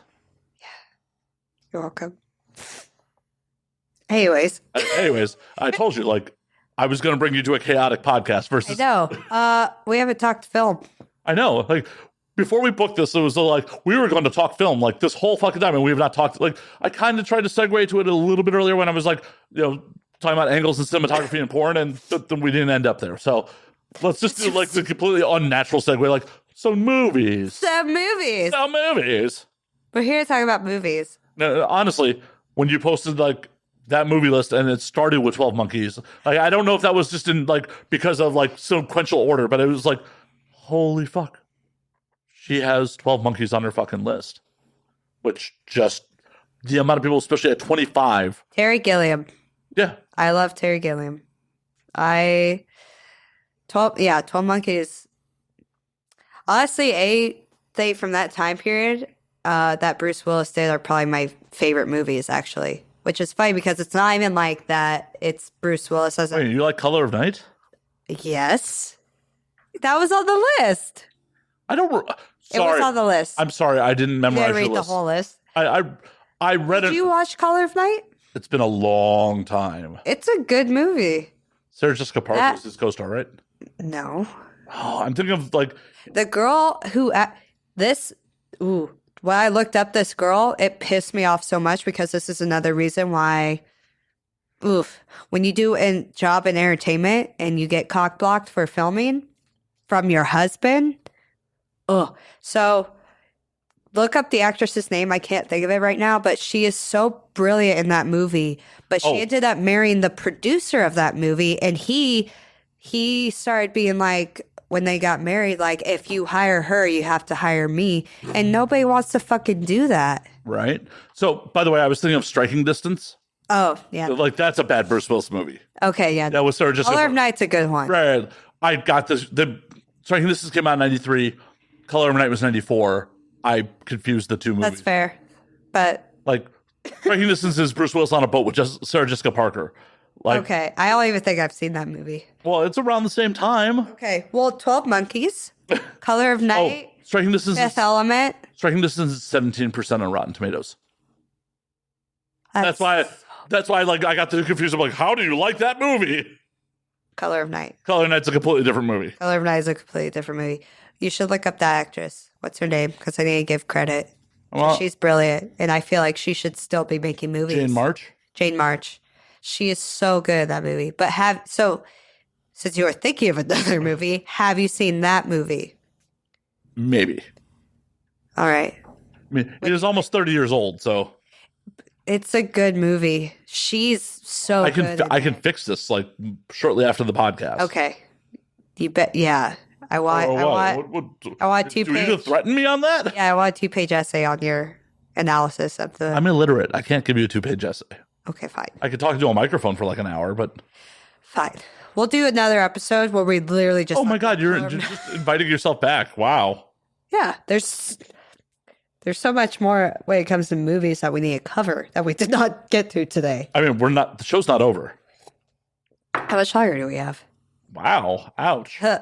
Like, I need to get the fuck out of here. Fucking. Well, now I'm just here by myself and. It's 7. Yeah. Oh, we're at she's checking her phone part of the podcast. Sorry, I was looking at a nude. Share with the class. Actually, I wasn't. It was a video of. Wow.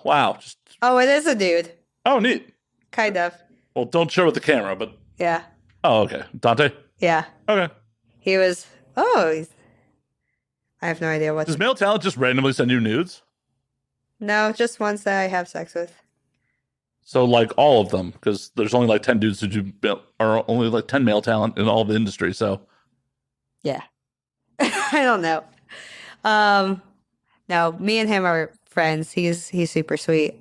I just did my first bi threesome with him. Nice. Yeah. I didn't know how much I would love watching a guy fuck a guy, but oh my God. It just got you a little hot and bothered. Yeah, I almost am like, I don't think I could have any other types of threesomes. Because the thing is, I've done quite a few. You like girls. No, so here's the thing. I only want to do threesomes if everyone's fucking. I don't like. Oh, 2.5s are garbage. But that's why I'm like, I've done so many, not so many actually. Like, I've done quite a few boy, girl, where it's it's either like Dante or a straight dude or like. How many in real life, though? None. Why not? Off camera? None. Why not? No desire to. And now that I've done it on camera, I'm like, oh, this is why. I don't. Well, but if everyone is fucking, like, how many threesomes in real life? Oh, how many threesomes in real life? Yeah. I've mostly been a unicorn in like my real life, off camera, when it comes to threesomes. I've been with guys that I've been like, I would love to have a threesome with, but it never happened. I slept with, now they're married. They were engaged at the time with this couple, and that was really fun. I mostly like that. I feel like there's less stress, and I'm like kind of the right person to come into when it comes to being a unicorn. I'm a pretty good unicorn because I'm super communicative. I know the focus is like the wife, the girl, you know? It's like, and so that's my focus. I have no desire to. As the rule is, come in the one you love. Anyways. I mean, that's a smart move in a threesome. Exactly. So I feel like I'm a really good unicorn. That's the story. We totally segued off film, by the way. I know. Again, we're back to. We're just like, fucking. That's how you fuck. Yes, I clap in a corner while someone else. Like, fully clothed, just. I was going to say, I'm like, if I hear that, I know you're not having good sex. I mean, that was comedic, you know. I know, but that's why I'm like, when you hear like, because I've been around that before where I hear that sound, just like, I was like. Well, no one's rotating their hips in that situation. No. I'm like, you kind of want to like, I'm like, if I, you want to, move your hips around and like hit all the walls here. Like you don't, yeah, exactly. You don't just want to, like, hey, is your cervix bruised? Does it want to be? I just almost died on mezcal. Yeah, I'm like, now I got to throw another body off the fucking balcony. God damn it. I hate when podcasts end like this. I'm sorry. Just missing in-person reports. No, but when jackrabbiting is like the only move, what? I don't know. Anyways. I don't get it. I don't get it. Like some guy, I just got over that real fast. Once I got to my 20s, I was like, I stopped. I was like, no, I can't even encourage. You stopped jackrabbiting people? Good on you. Yeah, I stopped jackrabbiting people. Good on you. Right? Yeah. No, but I stopped like even faking it because I was like, no, you need to learn. I mean, no one should be faking it. No one should be fucking faking it. No, but like I said, I'm like, even in porn, it's like most of my orgasms are real, but of course I'll like add some sounds. But when that happened, once I got to my 20s, I was like, I'm not even going to pretend like you're doing a good job right different now. thing. Because I kicked a man out one time. Because we're paying you to like create a product. Like it's A-okay to fake it out. Yeah, porn's fine. You can fake it. Right. Don't fucking just jackrabbit a girl, though. No. God damn it. But I'm saying in real life. If that's your only move, you're not a fucking king.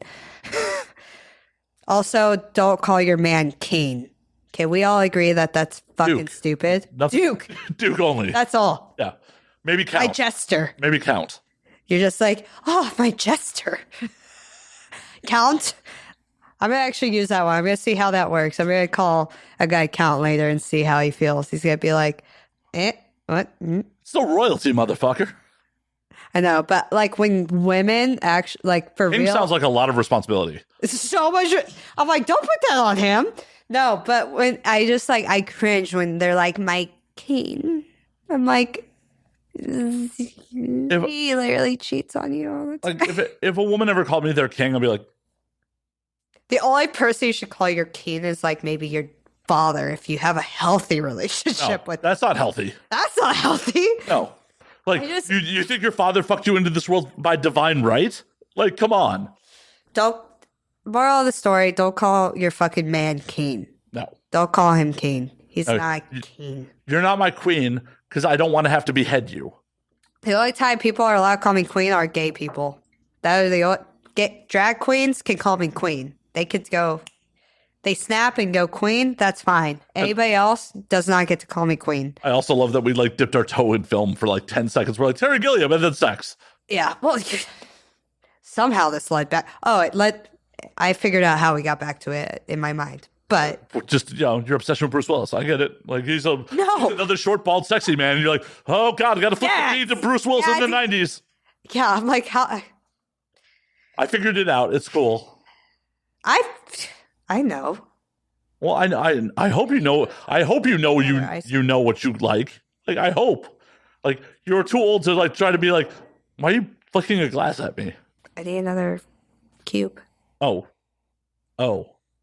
Or I guess do we not do cuts here? I mean, we could do a cut. I would like to cut because I also have to pee. Well, okay, we will cut while you pee and get Unless ice. you guys want to watch. Let me get another camera. Let me get the GoPro. Okay, cutting for like 5 seconds. I pee really fast. All right. Back. She's back. I went. Pretty sure she took a massive shit, but I took a big old dookie in your. all right. Well, Yeah. now I need to cut for another 5 minutes. Like, well, I go pleasure myself. Oh, is that turn you on? Not really, but As I say, do you like feces play? no, fuck no. Fuck no. Like, I feel like if I was like, oh, I'm in the feces place, someone would want to return that shit to me and like, oh my God, you don't want Honestly- what comes out of my bowels. Honestly, I feel like I had a cold for a second, and it came. That's why you're sniffling, like, because people will think you have a coke problem. No, not blood. It's not a problem. It's not a problem. No, I It's feel like recreational. I feel like I have this like cough again. I don't think it's strep, but I'm like, oh, I've been eating a lot of booty lately. And I almost feel like that's what. Stay on your side of the table, please. I have a vacation in like 13 days. I know. If you get me sick, like, we will no longer be friends. Drinks. We're not sharing drinks. I know. I was afraid of that at one point when you like shoved a glass at me. I'm like, I'm not afraid of your cooties. Same, but Well, I'm glad that's well established. I feel like my throat right now is a little ticklish because I'm like, oh, I've been rimming. I've been nothing but rim. Yeah, I don't think that's how the game's played. Tossing that salad Yeah. with jam or syrup. With what? Jam or syrup. It's a Chris Rock bit. It's a really old Chris Rock Oh, fuck. I need to go look that up. You know, one of my favorite stand-up hours, I think, is Eddie Murphy Raw to this day. It's so on PC now, but oh my God. Yeah, it's crazy in like wildly conservative Ronald Reagan's America, like the shit that could be said on stage. Yeah. Raw, prior shit around the time. If I ever do a stand-up, I gotta do it in a full leather suit, just like Eddie. Do it. Yeah. And then, make family-friendly stuff later on in life. Really depressing family-friendly stuff. That's honestly why I feel like I can't have kids. I'm way too raunchy of a person. My kid would be the worst if I had children. Or you could make an amazing artist. Maybe. You think, like, Do you want kids? I had a vasectomy. Never mind. Like, literally, we talked about this 20 minutes ago. Reversible. I don't know. Yeah, why would I want to do that? Okay, so we're on the same page. Yeah, I don't pull out. Okay. You do. Cool. I do. That's the thing. Did you pull out? All right. I do. Yeah. With my. And my pull-out game was already trash, so, like, I leaned into it. You're like, fuck. I honestly, like, I've talked about this on here before, but I'm like, honestly, if I was smart, I would have gotten a fertility test before I got the vasectomy because I've never had a scare, and I have definitely cream-had some people in my life. I may have just gotten unnecessary surgery, but then again, I filmed it for YouTube, so. You did? Uh-huh. The whole thing? I mean, it's just from the chest up. No, but even like like your reaction of. Yeah, I'm mugging to the camera and like bullshitting during the whole procedure. I love that. Did he give you drugs? Oh, they did. Oh, that's fun. I got as much fucking nitrous oxide as I could. I was self-administering nitrous oxide. Like, I captioned it at one point during the video. I'm like, am I doing pain relief here or just trying to get high? Yeah. Yeah. Honestly, that's how I felt with my first abortion.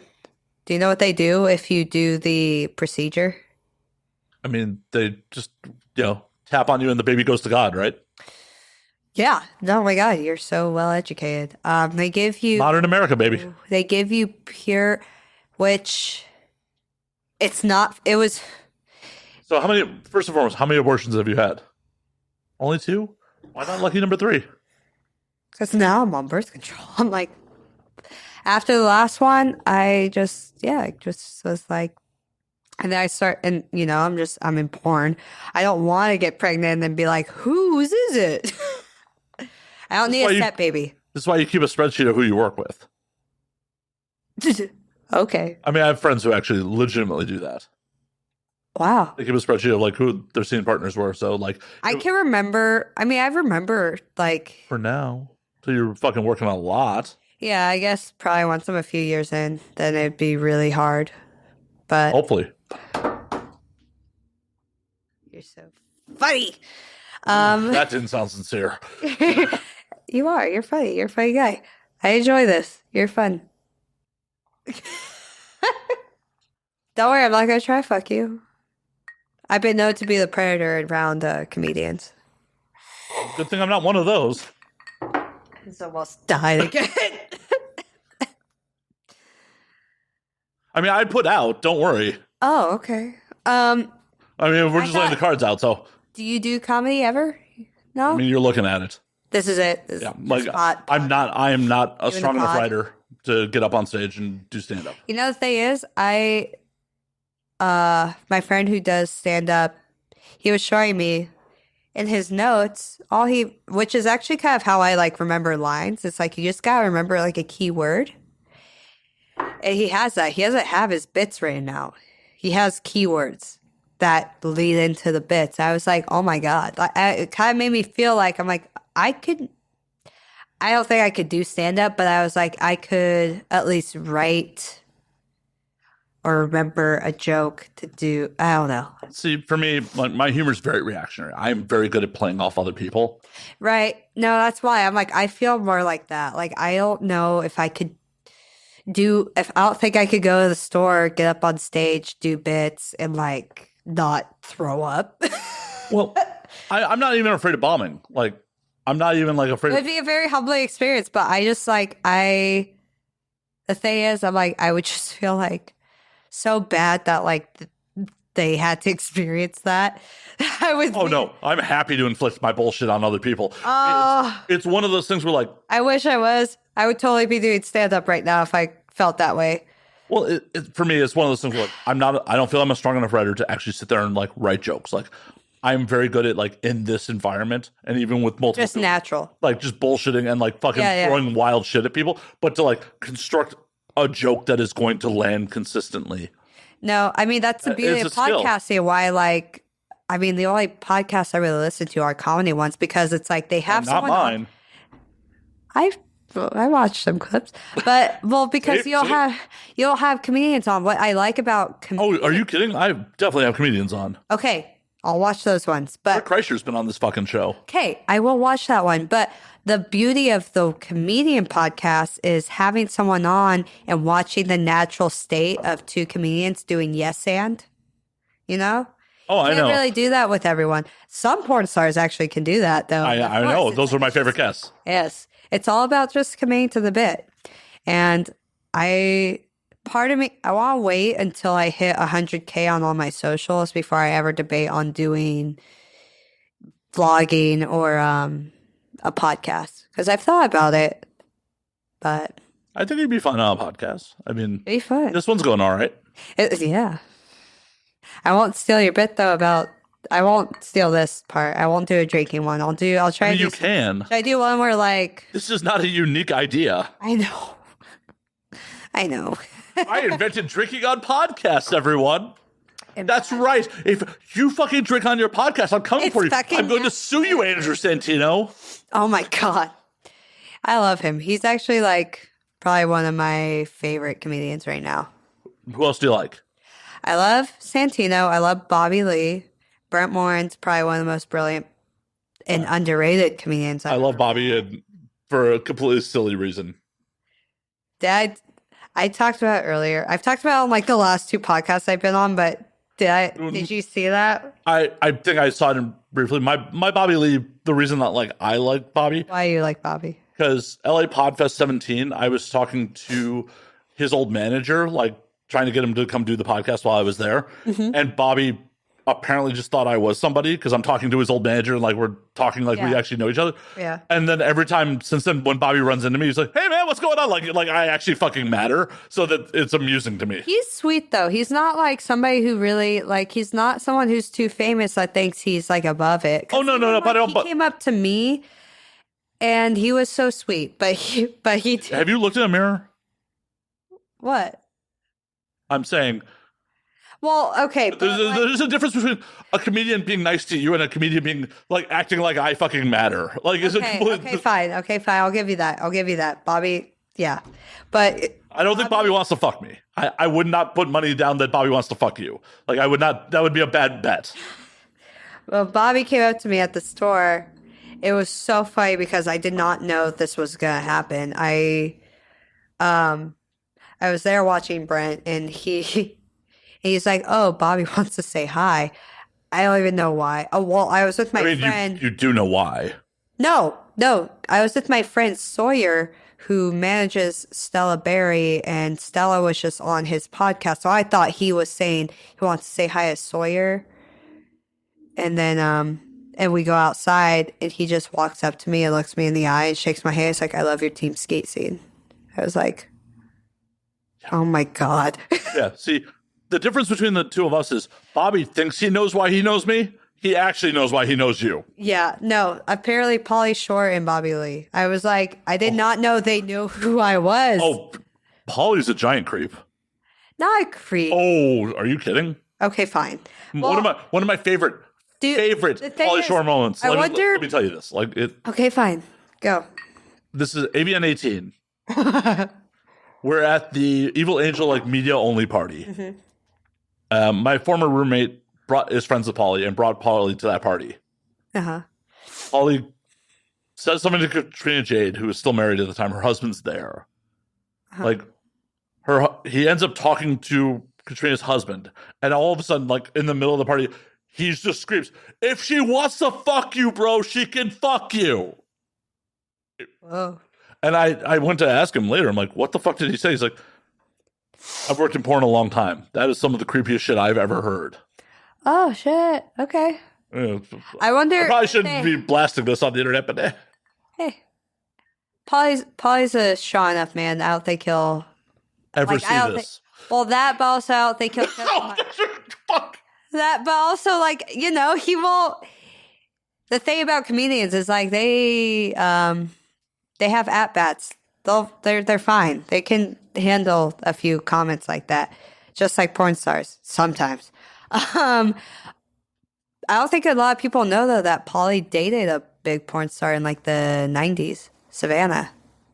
Rest in peace. Rest in peace. Did you know that? They dated her or she killed herself?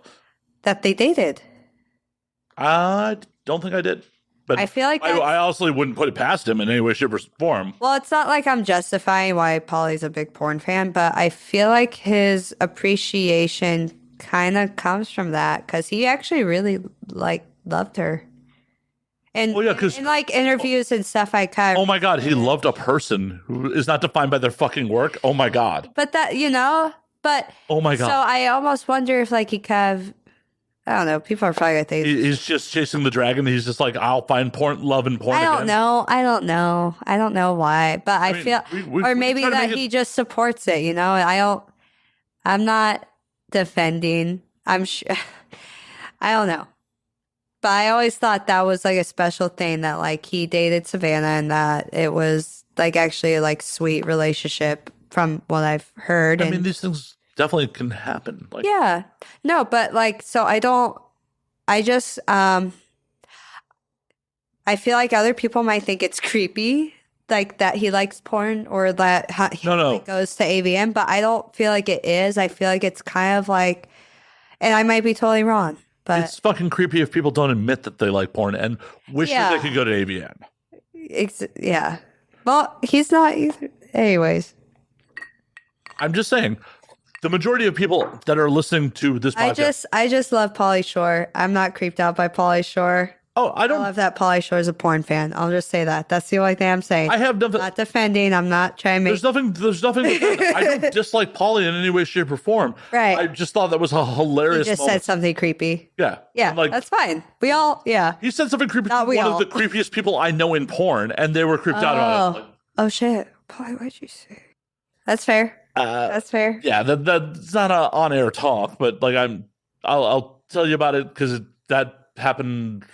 Yeah, a lot of the shenanigans happened last year before you were in. 2021 or like before COVID? Like 21, Oh, okay. but like Because early I was 21. gonna say I thought AVN didn't happen. Oh no, this was AVN 18. I'm talking about. Like, Oh, okay. Never mind. I'm just like being an old man. Like, in my day, In my day. I've been around pornography for so long that like it all blends together. You do have some gray going on. Thank you for pointing out the obvious. Mm-hmm. Appreciate it. Your skin looks great though. You don't look like you need Botox or anything. Oh, thank you. You're doing good. Down. I love gray. I know. That's why I'm down. Relax. Don't pounce across the table at me. I know you're like, your daddy issues are showing. No. No, and I said I'd put out. Jeez. Jesus. Trying to be good. Sorry. I'm trying to be good. Kind of. Two people trying. Very difficult. It's a difficult thing. It's okay. We did not get back to fucking movies.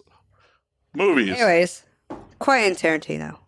No, I don't know. Wait a minute. Here. Are your feet coming out then?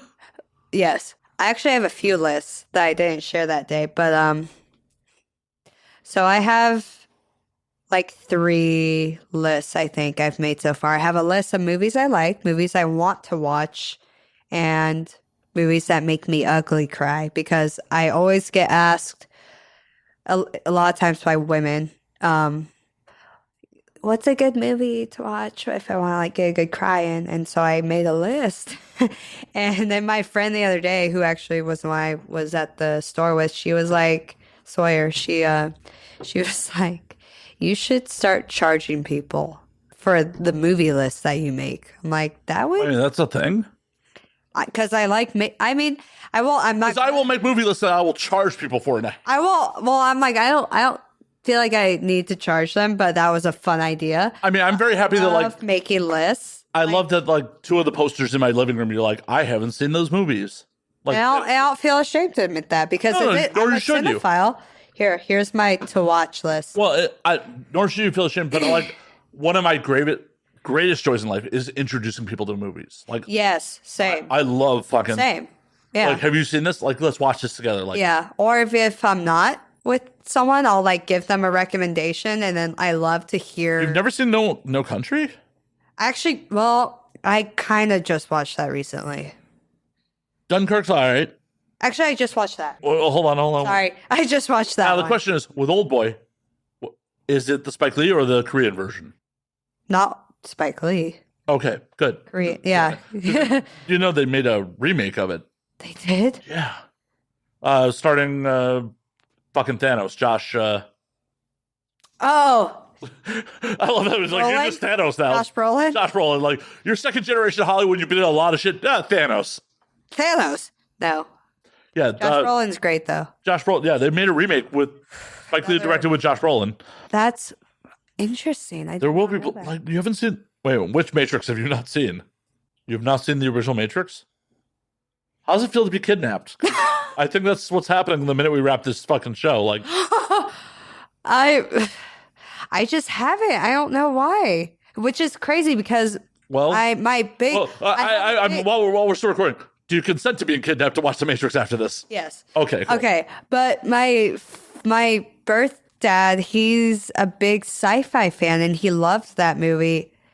But to be fair, my dad wasn't really around. So it's like the one thing I got from him was my love for Star Wars. So I'm a big Star Wars fan, but I never made it to Matrix. I don't know why. I still have it. I almost want to see how long I can go because this is About another 20 minutes. okay. No, because this is always so fun when other cinephiles are like, you bitch. Like, You bitch, like, I'm really excited to, like, introduce you to that. okay. Like, that's what, as I said, like, one of my joys to, like, expose people to movies that they haven't seen. Yes. It's one of those things where, like, I never hate on someone for them not seeing something, for not experiencing something. Like, oh, Yeah. this is an opportunity for me to fucking show you one of the things that, like, I love. Well, the other thing is my love language is literally like, I will say that is kind of another thing with like dating and relationships. It's a lot easier for me to fall for someone if like they have that love, if they have that like admiration and stimulation when it comes to watching a movie, whether like they watch a movie and they're like, holy shit, like let's talk about it, let's analyze it. Oh my God, So how have do you you feel ever about seen this? Enter the Void? No, actually, no. I've seen so many Gaspar Noé films, and actually, there's like 2 on my favorite list. But I almost watched it, but at the time I was gonna watch it, the guy I was with I was pregnant, and he was like, "Don't watch." We were like about to watch it. He was like, "I don't think it's a good idea because there's like I don't know." He said there was like a scene in it. There is. Yeah. So were you keeping a pregnancy for a while? No. I wasn't planning to. It was just I was at the time that I was gonna watch the movie. Then why did it matter if you're not like if this thing's I know. It was just he was just being sweet. He's my friend. He was the father. He was the father, but he was also my friend. Aw. He still is my friend. Aw. He also took my virginity. Aw. Shout out to Will Kaufman. Same time? No. Actually, almost so. The first time we had sex, he didn't use a condom. Look at you starting off right. I know. I was like, well, the thing is, too, when I lost my virginity, he was a few years older. My whole thing about he was a senior when I was a freshman. In college? No. God. I'm just making this weird. That's fine. But when I lost my virginity, my whole thing was I didn't want to lose it to another virgin. I was like, I need to lose it to somebody who knows what they're doing. And I love Will, but he had a reputation for being kind of a... Did he live up to it? Yes, he did. Hell yeah. So much so that I slept with him 10 years later and got pregnant. So like the last like 2020. Okay. 2020. I lost my virginity when I was oh wait, no. So other podcasts Hold on. you've said No, you no, lost no. it at 15.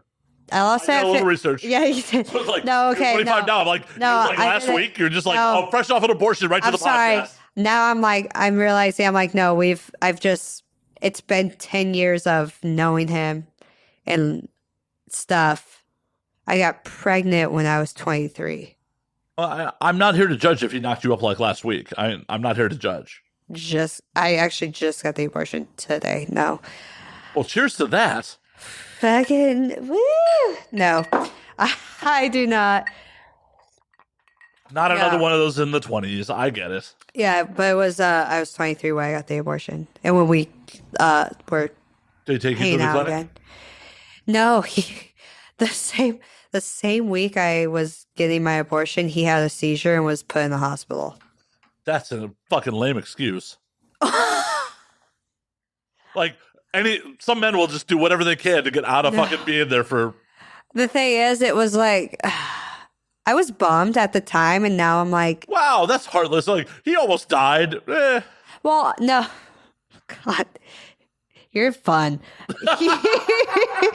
I was like, no, I was just more like, it was just a lot to be like, fuck, like we're both going through a lot, and we kind of, like- but we weren't dating, so it felt like I didn't know how to show up for him. He didn't know how to show up for me.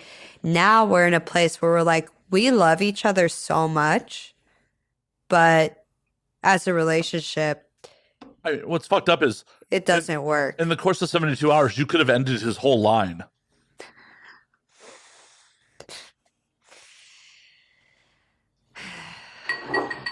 For the audio audience, there's been a heavy pour full of the mezcal of that line.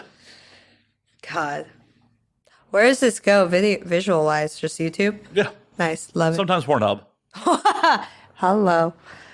Yeah, no, I need more credits on there anyways. Well, then I'll upload it to the hub for you. There we go. I mean, we totally lied to the audience. We're like an hour ago. We're like, oh, we're gonna get topless in an hour too, and like we're both still like fucking fully clothed. Well, there it is, almost. Oh, there they are. There they are. I guess I have to. Yep. Topless. Topless show now. There we go. There we go. I'm topless. We're both topless. We're both topless. Your tits aren't even in frame. There we go. That's fine. I guess this is just for us then. This is just for us. But they're nice, right? Oh yeah, they're very nice. Thank you. You're welcome. How are mine? They're nice. Thank you. Yeah. I feel like we look the same. I'm definitely hairier than you. I have great fucking chest hairs. I get waxed. No, I'm kidding. I'm actually pretty hairless. Well, good on you. Yeah. I'm not. I am very hairy. Jews. Yep. Gotta love them. I literally had a friend of mine be like, talk about, taking clippers to his pubic hair. I'm like, dude, I don't do that. Like that fucking pinches. He's like, I'm not Jewish, man. I'm not nearly as hairy as you are. Like, I'm not Jewish. I'm like, oh, well, touche, sir. Touche. I have my best friend, when we worked at a restaurant together, every morning she would greet me as shalom. Shalom. I'm like, oh, I love you. Lucy. Lucy. I love Lucy. In the sky with diamonds? Yes. The Jew in the sky with diamonds. My Jewess princessa is what I call her. Jewess princessa. That's what I'm expecting to marry at some point, but I hope you do. Oh my God. I've literally, there's a guy, my high school crush was Jewish, and I've slept with pretty much anybody I've ever wanted to sleep with, famous or not famous, besides this one guy that I went to high school with. I was about to say, like, I guess I'm number 2. I'm right here. Oh, yeah. But he was I wonder if I should say his name. But he was just so sweet, and he was so handsome and so smart. He went to Harvard. Wait, do they let my people into there? Yeah, he went to Harvard. Oof. I thought they only let us into Yale. No, well, he went to Harvard, and he's to this day. I'm like, I am happy that I still have one person I have that like unattainable magic with, Have you tried recently? No. I don't think he would. I think he's too good. He's a good boy. Wait, like good boys don't fuck you? I don't think he would. First of all, I think I'm too much for him, and also What, to have an orgasm with? Like I don't know. He's such like a good person. He just seems so wholesome. I'm trying to figure this out. Like, you're alluding that like good people don't have orgasms with you? Good people do. Here's the thing. I almost don't want to try because it's like he's the one person I have the unattainable kind of like high school crush feeling with. Well, it's also one of those things like, So when I see him, I still feel that feeling of like, oh my God, it's well, Forrest. And also like when he actually sticks in, it's like, oh, this was disappointing. Fuck, like all these years. That's why I'm like, if it sucked, that would suck so bad. Because I'd rather just not sleep together and just always have a little crush on him. Big crush on him. Massive crush on him. Yes. But he was Jewish. We're doing good things in this world. Yeah. Maybe I'll try to fuck him around Christmas. We'll see. Hanukkah, I meant. Fuck him around Christmas. That's not even a day I to him. know that's not a date. I mean, You guys really don't. to be celebrate? fair, he will be free on Christmas. Yeah. So I could be like, hey, come over. Right? Like, Where you you can just at? booty call him, like, I know you're not doing shit. Like, put down your Chinese food, dude. Let's fuck. I know that's the only thing that's open on Christmas. I swear. Chinese. That's why I food. love living in LA. There's multiple choices of Asian food on Christmas. There you go. Where are you from? Chicago? You don't go home for Christmas? I'm once again a Jew. Oh, right. I mean Hanukkah. No one goes home for Hanukkah. Okay, so you just stay in LA Yeah. for the holidays. Correct. Holidays. That's correct. I get Korean barbecue on fucking Christmas. I love that. You know what? Do you care to join me? I do celebrate Christmas. Actually, I'm from Humboldt, so we celebrate solstice. My mom was a hippie. Yeah, you live in Humboldt. You didn't have to go. Like, Okay. That was a hat on a hat right there. Yeah. Like, my mom's a hippie. I'm from Humboldt. Like, cool. Thank you for. So you also celebrate solstice. Right. Yeah. Well, that you only celebrate Only, yeah. Yeah. There actually was a few years there where we didn't celebrate Christmas. Where I was like, hi, bitch. Well, it makes Now sense. A lot of now horrible shit has been done in the name of Christ. Yeah. So, yeah. Now it's like, what's I have? Now I have younger siblings. Like my parents had me at such a young age when they were still in their like revolutionary hippie phase. Now that they're like in their 40s, both my parents, they're divorced, but my dad has a little boy and he's single now, ladies. I don't know why I did that. And then my mom, You're trying to get your actually dad my mom's also single. So ladies, no, I feel like she should explore that, but no, fellas. If you are I mean, I'm closer. mom- I'm closer to your mom's age than yours. Like, pics. she is hot. Pics. I mean, you don't have to right now. Pics? You don't have to right now. Like, I please will. don't right now. No, I will because she is. I feel like this is disruptive to the podcast a little. Are you sure? No. She's very pretty. I'll DM slide your mom. That's my mom. I feel like she might be too much of a woman for you. She does CrossFit at 4 a.m. every day. Wow. Oh, wait. Wow. Oh, I shouldn't have done that. I won't leave that in. I won't. Okay, I was like, ugh. Wow. You think your mom's too much of a woman for me? Like, I have high expectations for her. She needs, okay, first of low all, expectations for yourself. And low expectations for me. We can fuck. okay, we You will. can't fuck her. We will at some point. Like, don't But get that twisted. She watches like all I understand the, you don't want to call me dad. oh, fuck no. First of all. But she watches like Chicago Fire and fucking what's that Montana show? Yellowstone. Okay. I need to It already find- has bad taste in fucking media. Yes, but so I'm like I want How to did you get good taste in movies like coming from that? I just from my own love of it. I always so growing up, it was like a pretty love you, mom, but it was a pretty traumatic childhood. It's not even like her fault. It's the thing. It was like situations happened. She was a single mom. She gave me the best childhood. I don't think I honestly could have ever had better childhood, but a lot of shit happened. A lot of unfortunate events, loss, grief, changes, shifts. She gave me the best childhood she could. My escape, though, when it was too much because I was an emotional child, was movies. And I just noticed also, like I said, like school, anything else, any other situation in life, I can't really pay attention to. But movies were the only thing as a kid that you could put me in front of where I actually paid attention, where I actually sat still in my. So I always just like watched movies. And I never had TV growing up. I never had cable. I never had any of that. Even to this day, never have had like a cable thing. But now, I have streaming services. I'm big time. Ooh la la. I do. I pay for like 3 people's Hulus. Yo, how do I get on that list? Do you want my Hulu? I'll give you my Out Hulu. first, or? No. I was going to Go. say, I didn't fuck anybody who's... Actually, I fucked one person.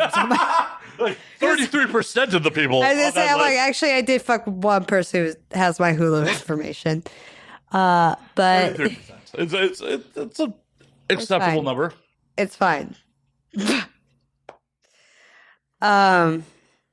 So movies were like a big escape for me. I think that's my kind of first attachment to them and why I feel so like mesmerized and have such a deep love for movies. And then I started doing my own research. Then I noticed like with like dating people that also loved movies. I was like, oh cool, this is like a fun thing to connect with people on. And I always like especially once I got my license, I would just go to the movie theaters by myself a lot and just watch movies. I wholeheartely support going to movies by yourself. That's my favorite. That's my favorite thing because too, it's also like you're not really distracted. It's like my favorite, like take yourself on a date kind of situation. I wholeheartedly agree. But it's also one of those things like, if I go to a concert with you or I go to like any live performance together, Yeah. like we need to have both been at the same live performance to experience that together. Yeah. If we go to the same movie separately, we had that experience. We can still discuss it Yeah. because the performance is exactly the same Yeah. for both of us. Like if you saw the 8:30 show and I saw the 10:30 show of someone shooting their special, it's different. Yeah. There's, maybe mostly the same and maybe mostly the same beats, but it's slightly different. Mm-hmm. If I go to the 8 o'clock showing of fucking Star Wars and you go to the 10 o'clock showing, we saw the same movie. We can Yeah. discuss this. We can Yeah. connect it. Yeah. No, for sure. Yeah, exactly. No, so And that's why it's okay to see them alone because it's like we can still connect on that experience, but we didn't have to be in the same physical space to have that same experience. exactly. No, it's probably my favorite thing besides music. I think film is probably my top thing to connect with people on when it comes to dating or even friendships. So music takes priority. No, film. Film takes priority over music. Yeah, Okay. film. Alcohol. I think film. Alcohol. Alcohol. Do you disqualify yeah, people so- for their musical tastes?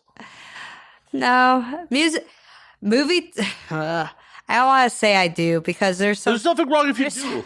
Well, dating wise, yeah. Like if you have shit taste in movies, I'm like, I can't. What movie is like Oh, a deal breaker? if you're a guy and you're like on all you're interested in is Marvel movies, I'm like, please go fuck yourself.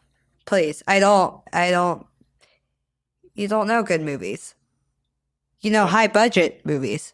You don't know a good movie. You don't know how to appreciate angles and cinematography and the screenplay. You don't know how to appreciate the character development and the story because all you're paying attention to is honestly, if you're a guy and you only like Marvel movies, you should probably at least try to get fucked in the ass to figure out if you're because I'm like, what are you paying attention to? Muscle and Scarlett Johansson's ass. Come on. all right, maybe you're straight.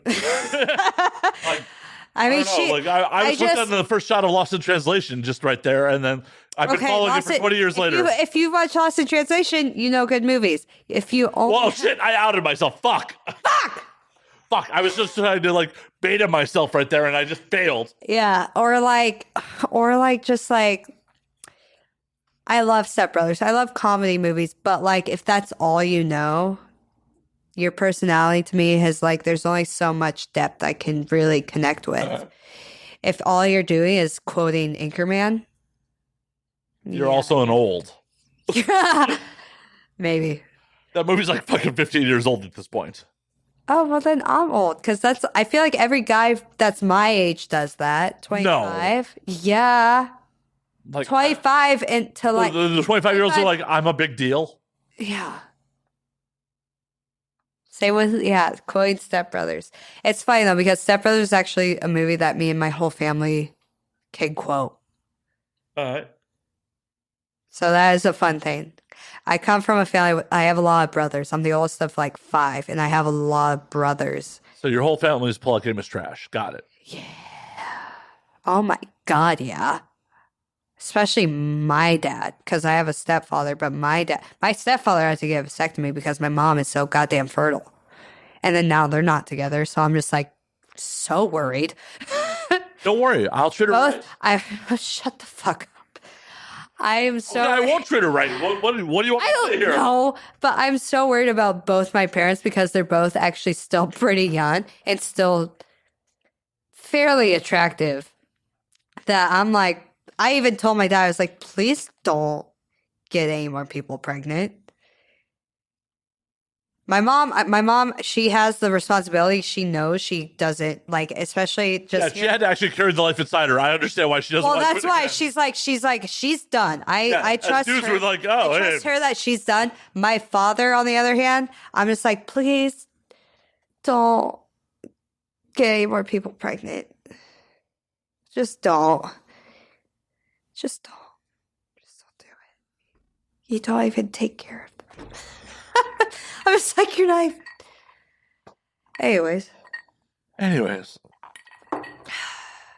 Their Pollock game is trash. I got it. Yeah. Yeah. Bad. And my brothers. I'm like, And I understand on your part, you don't want to have to give like more people Christmas gifts. oh no. I'm Like over if you have more siblings, you gotta like you'll come up with more gifts. Exactly. I'm like, I can't do this anymore. Right. I can't have any more siblings. Like if I am old enough for my siblings to be my children, I don't want siblings. Even my youngest brother, I was 14 when he was born. yeah, so it could have been yours. That's why I'm like, that's it. That's kind of cut off. I wasn't having sex then, but once I started having sex at 15. After that, I was like, you guys don't get to have kids anymore. Nobody gets to have kids anymore. I'm having sex. If I'm able to get pregnant, if my body's like able to do that, you don't get to do that. That should be a rule with parents and with people that got hot young parents. I'm like, no. You're hot and you're young, but I'm also hot and young. And if my kid, if you're having a kid, kids could grow up if together. our kids can grow up together, that's not okay. So let's like not do that. Yeah, like why are me and my uncle like playing on the park together? Exactly. I'm like, that's not. It's fucked up. That's not. Thankfully, you invested in abortions. America's number one. I love abortions. Me too. I'm pro-abortion, not pro-choice. I'm pro-abortion. Pro-abortion, for sure. Like I used to say for years, like I would just keep 300 in the bank just in case. I love that. Same. Well, yeah, like it's responsible. Like it's my semen. I should pay for this. You're a good guy. I never had to. Like that's once again why I probably should have gotten fertility tested before I got the vasectomy. Right? You're like, I never had to pay for it. I never actually had to pay for it. Like I have cream pied a lot of people over the years. Wow. My pull-out game's 50-50. I mean, I've definitely had some people like finish inside me. I'm like, all right, cool. And then afterwards, like post-nut clarity, I'm like, why did I do that? Post-nut clarity is the worst. Because the feeling before it is so fucking good, and then you do it, and fuck, why did I fuck that person? Or what? Or that? Because I will. I'm like, there's some. I'm sorry. I realize now. I'm like, I've even had to do this a few times with men, where I'm like, just say you're gonna fill me up with cum, but don't do it because I know, but that's the thing. I'm like, it's. I love being. I know. I'm like, I want you to come inside me. But please don't fucking come inside me, even if I'm on birth control. Please don't. I had a vasectomy. It's okay. I can. Okay, we're good. Jason's just did. I'm in good company then. And Dante Cole, 2 very fun male performers who have vasectomies. Ladies. And that's part of the reason I filmed it for YouTube, because like if anyone ever questions like, did you have like, yeah, it's right. It's on YouTube. It's filmed. It's literally filmed. Like, and I have a screenshot of like, Matt, you had 0 swimmers in your sample. The clapping moments. We'll name this episode The Clapping Moments. We will indeed. Actually, we've been at this for almost fucking 2.5 hours. Oh shit. We probably should actually call Let's Call on this motherfucker. Yeah, it's almost 8. Well, yeah, and we're gonna watch The Matrix, so. Okay. As we're calling Let's Call, where can we find you on the things? Okay. At Instagram, you can find me at It's so hard because there's so many ats. Okay, at Lumi_Ray. Twitter at Lumi Ray, all one word, 2 Y's. I know, it's annoying. I tried to make it all the same for all the channels, but people suck. And then OnlyFans is at Lumi Ray, 1 Y.